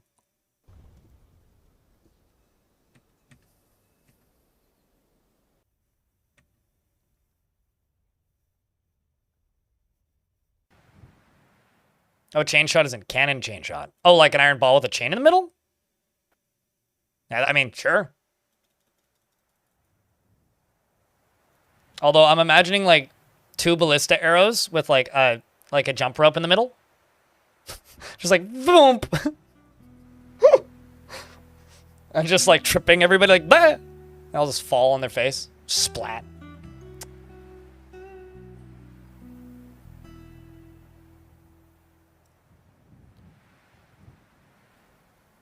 Got a Mace Lord coming around here. I don't think these humans have really learned their lesson much, chat. I don't think they have. So we're going to show them who's really in charge in this fort. We're going to show them who's truly in charge. I mean, I get it. My Marks Dwarves are doing some damage here, and they're getting the opportunity to train a little bit. But once they make it a little bit further up, once most of this army comes around the corner, I'm just going to dump some lava on their heads. Why did you never press follow? Because I'm a washed-up, gray-haired, grumpy, mean old streamer who bullies his audience and doesn't deserve the follow. I don't know. Why didn't you follow me? Siege Update 2 with Goblin Trebuchets and hurling rotten buffalo corpses.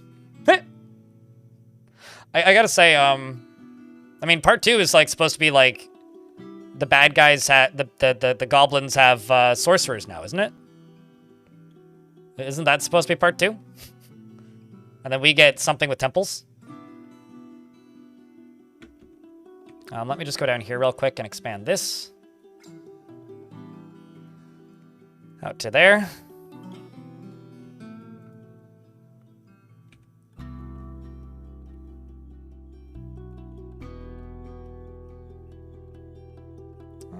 Let's just do copper statues, maybe? Porcelain.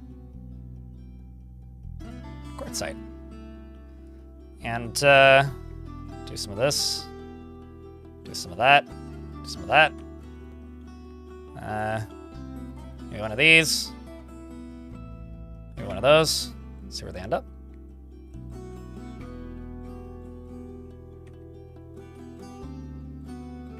So now, I'm gonna go up to here. Oh, right.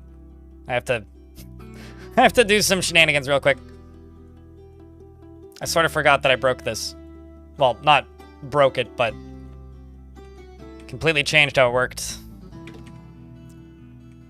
Gotta do that quickly. Just hoping somebody can do that while this chaos is happening down here. I mean, we are running out of bolts. So they're all being reloaded at the moment. But thankfully, they're doing it pretty quickly. Turns out when you're carrying that many bolts, they're heavy. I mean, look at this. That's how many bolts they're having to load in. There they go. There goes the round of bolts. And they open fire again. Marks Dwarves come back down. Unless they're leaving. Whoop. Well, they're backing up. Okay.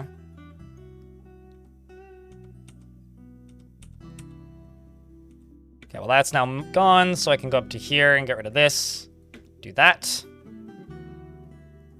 That is in the burrow. Come on, dwarves. There you go.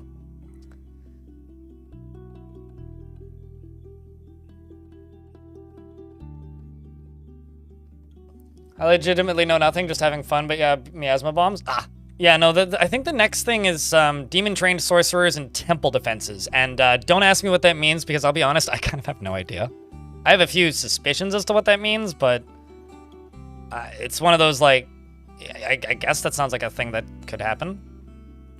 All right, now that I've done this and they're backing off, this is something else that I've noticed, is they tend to, like, back up at a point.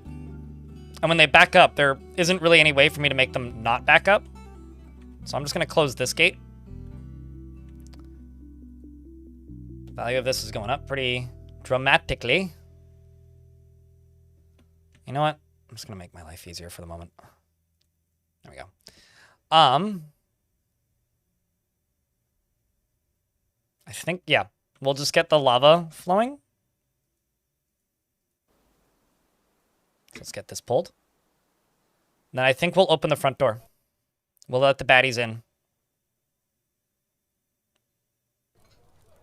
Frame rate is dropping, by the way. We're down to 28 frames a second. We were at 80 a second ago, so something's happening. They didn't like me closing the door, I think. They're protesting and slowing down time.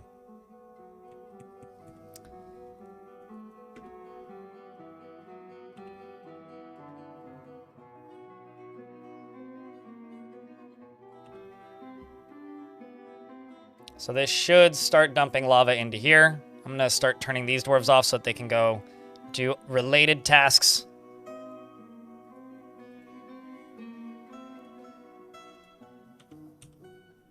Here comes lava. And then I'm going to do a different thing, which is I'm going to go over to this door. Open that. Go to this door. And open that.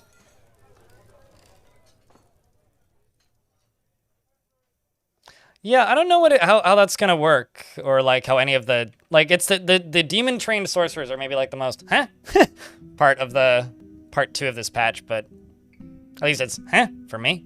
So let's see, frame rate get better when that goes down. Yep, now frame rate goes back up. So yeah, no, it's them trying to get into the fort. So there's definitely some like pathing cancellations or something happening. And then here goes the lava. This will deal with this for me. Just so we don't need to clean these bodies up myself. Which is going to be huge. Or rather, a huge boon for us. There's still kind of a lot of them left, though. I mean, there's like a whole series of squads back here. Throughout the forests. There's also these guys who are moving now, which is also terrifying.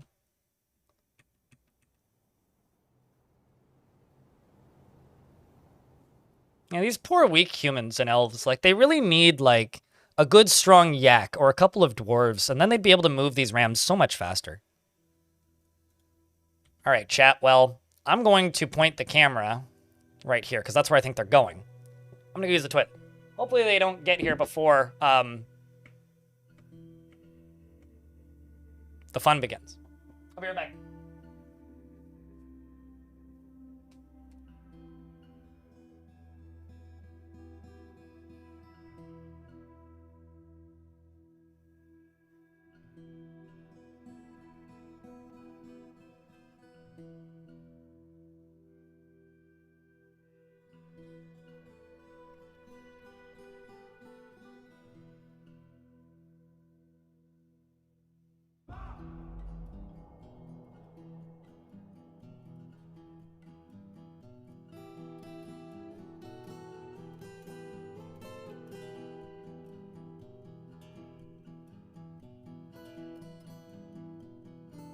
All right, there we go. Oh, absolutely. Yeah, you're starting to think in dwarfish now. If you're thinking about, like, using drawbridges to drop things into lava, you are absolutely thinking dwarf. Uh-oh. Did you just drop one? I may have. Okay, so we've got, what, 1, 2... 3 battering rams all moving towards the fort. Where are you two headed? You leaving? Hey. I was gonna say, you better not leave. I'll call you a coward in a second if you do.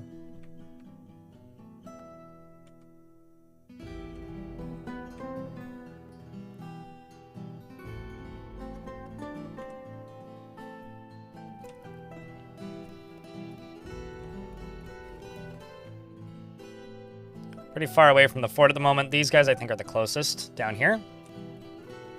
Oh, nope, this guy is. But you're backing off right now. I'm trying to get to the fort, and it's obviously not working because, well, these dwarves deal with them. Yeah, we're starting to get elite marks dwarves now, too. Which are just like, strikes him in the head, but it was deflected. Strikes him in the head, deflected. Strikes him in the head, deflected. Because they're hitting them, they're hitting straight and true, but uh-oh, what are you doing, moron? Scapegoat, what are you doing? Why? Why scapegoat? Why would you do this? Oh. I guess that's why. Well, I suppose you should go back inside now. Soap goat, not scapegoat. I have no idea why that dwarf was doing that. Are these the first rams we've seen? No, we've seen a few of them. They're a little bit perplexing as to how they work. And they seem to have very specific pathing routes. They seem to operate very similarly to how wagons do, although they're a little bit more maneuverable than wagons. But they have like specific things that they need in order to function, and they sometimes wait until the very end, which can be interesting, but doesn't make a lot of sense in like a video game format. Like, I feel like they either need a buff or they need like some sort of changes to make them make more sense, because right now they just don't at the moment. Okay, I'm also going to move all of the dwarves to right there. I'm going to turn you off.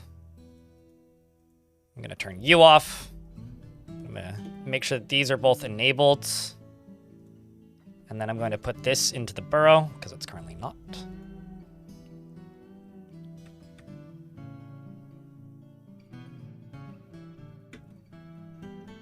Shenrayon, what squad are you in? Barricaded urns.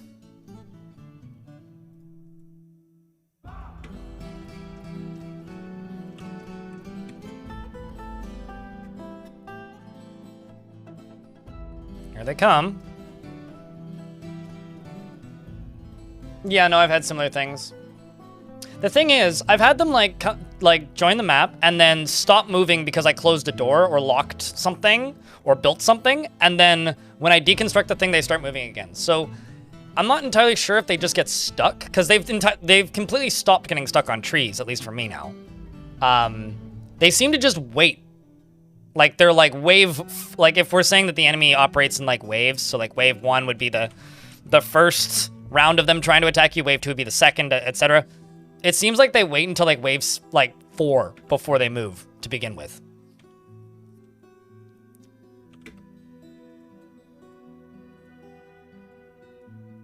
Let's bring Mark's dwarves out now that they're all here. Let's enable you and enable you. And here we go. Here comes a bunch of elf sword masters, amongst other things. This is going to be scary as hell. Wish us luck. My dwarves begin shooting at the gate as the elves come through. I do have some novice hammer dwarves, which are like not even a remote chance against sword masters, which is what they have. One of my siege operators was immediately found dead. My dwarves are fighting, and all my dwarves are flying to pieces very quickly, including what appears to be my Baron consort, Yuvesh, who's bleeding and now dead. Rest in peace.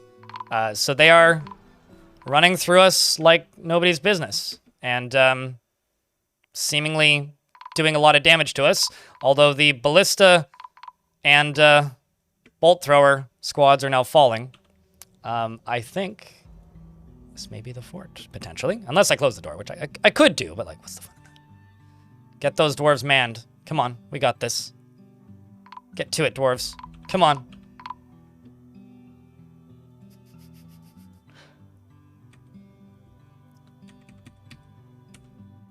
Here comes one of my elite Marks dwarves, who's trying to exit. Same with you, Ozanthium. It's moving up towards the door. They are now firing all of the bolts, trying to firing squad the remaining bits and pieces of humans, trying to reload the weapons so that they can continue to fire as more of the humans come through the gate. But after a discussion with local rivals, I think my king died. Monom Stockade, Stake Esteemed, has claimed the position of king of the Sacrificial Rocks. More bolts continue to fly. What do you think, chat? I have a question. Do we let this fort fall? Because I kind of want this fort to fall. What I'm saying is I have a few stopgaps where I could probably save it. But I kind of want this fort to fall. Because if I let it fall, then we can experiment with other things. And I think that this fort has really taught us a lot of stuff. And we've made some good progress. So, I think we had fun with war machines. We certainly did some experimenting and got the war machines rolling. Woo. And I also really want to see, assuming they make it here. Let's just turn these off. I want to see what the battering rams do if they make it in, because they're on their way. Or are they? No, they're not. They were trying to get to the trade depot, I think. Well, let's just throw dwarves into squads. Let's just do that.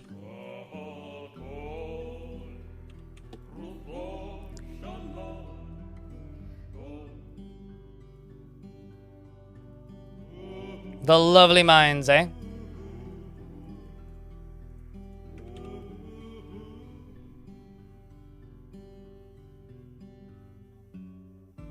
Here comes a few more humans. Yeah, this was kind of a bad design there.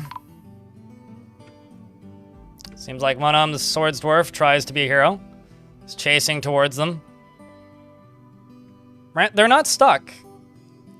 They're not stuck. Believe me if you want, don't believe me if you don't. They want to get to a trade depot. The humans destroyed my trade depot and they stopped. They're not stuck. They just have nothing to attack. They destroy your trade depot and drawbridges. There's no drawbridges that are raised for them to knock down. And I don't have a trade depot. So if I build a trade depot, I'll bet you they'll go get it. If I raise this drawbridge, I'll bet you they'll come destroy it. Assuming they can fit in front of it, actually. But they're not stuck. Oh, I know. Idle villager. I'm staring at the clock. Let's see if closing this will make them come back. Because how many are left even? Not all that many. But I want them to bring the...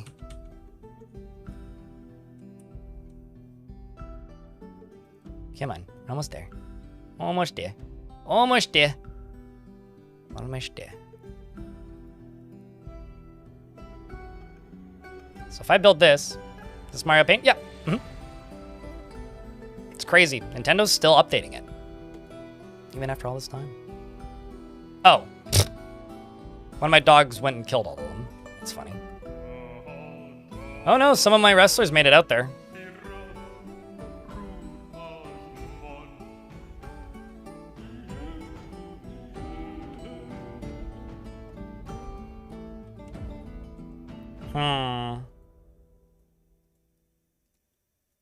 Well, maybe they won't defeat me. And here I thought they would.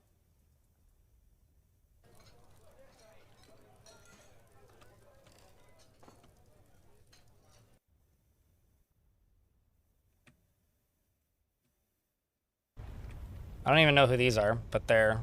Oh, they are mine. Should go inside, Tyrantos.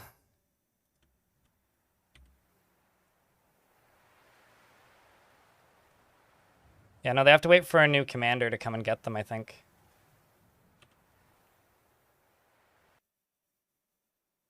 Mario Paint does rule. It's got good tunes.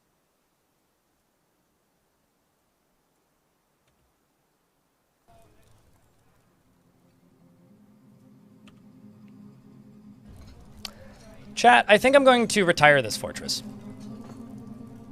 I've had a good time with this fort, and I've learned a lot. And I think that this fort has been a really good test bed for a lot of the early siege stuff. As far as whether we keep this world alive or not, I think that's up to chat.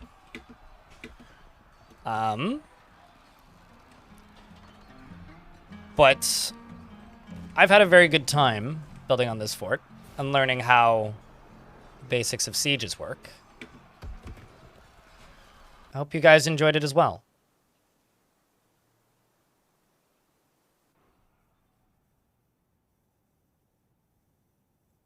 Because I think that's all of the enemies now. Yep, so now they just need to destroy the rams for the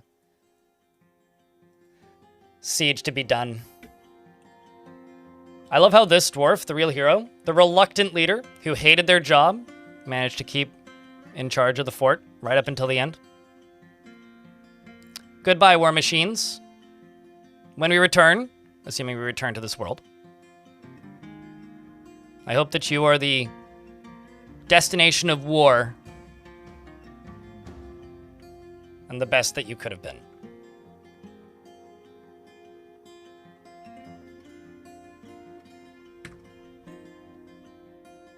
Oh, right. I would have to actually, I should just... Oh, no, I don't want to succumb to the invasion. Hold on. Let me just... I just gotta go out and do this real quick. It's like, I want to be all dramatic, but, like, I literally can't because I have to go destroy these silly things. These guys. These all suckers, you know? Just gotta go do that. All of this.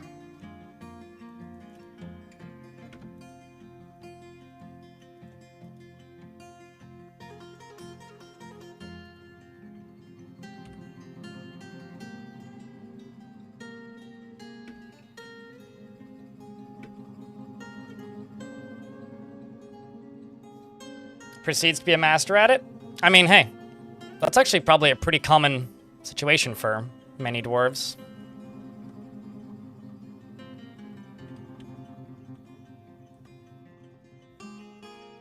Crumble.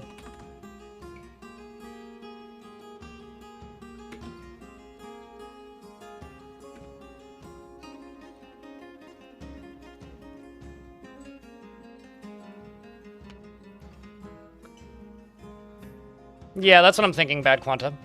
Flatland. Thinking like a desert.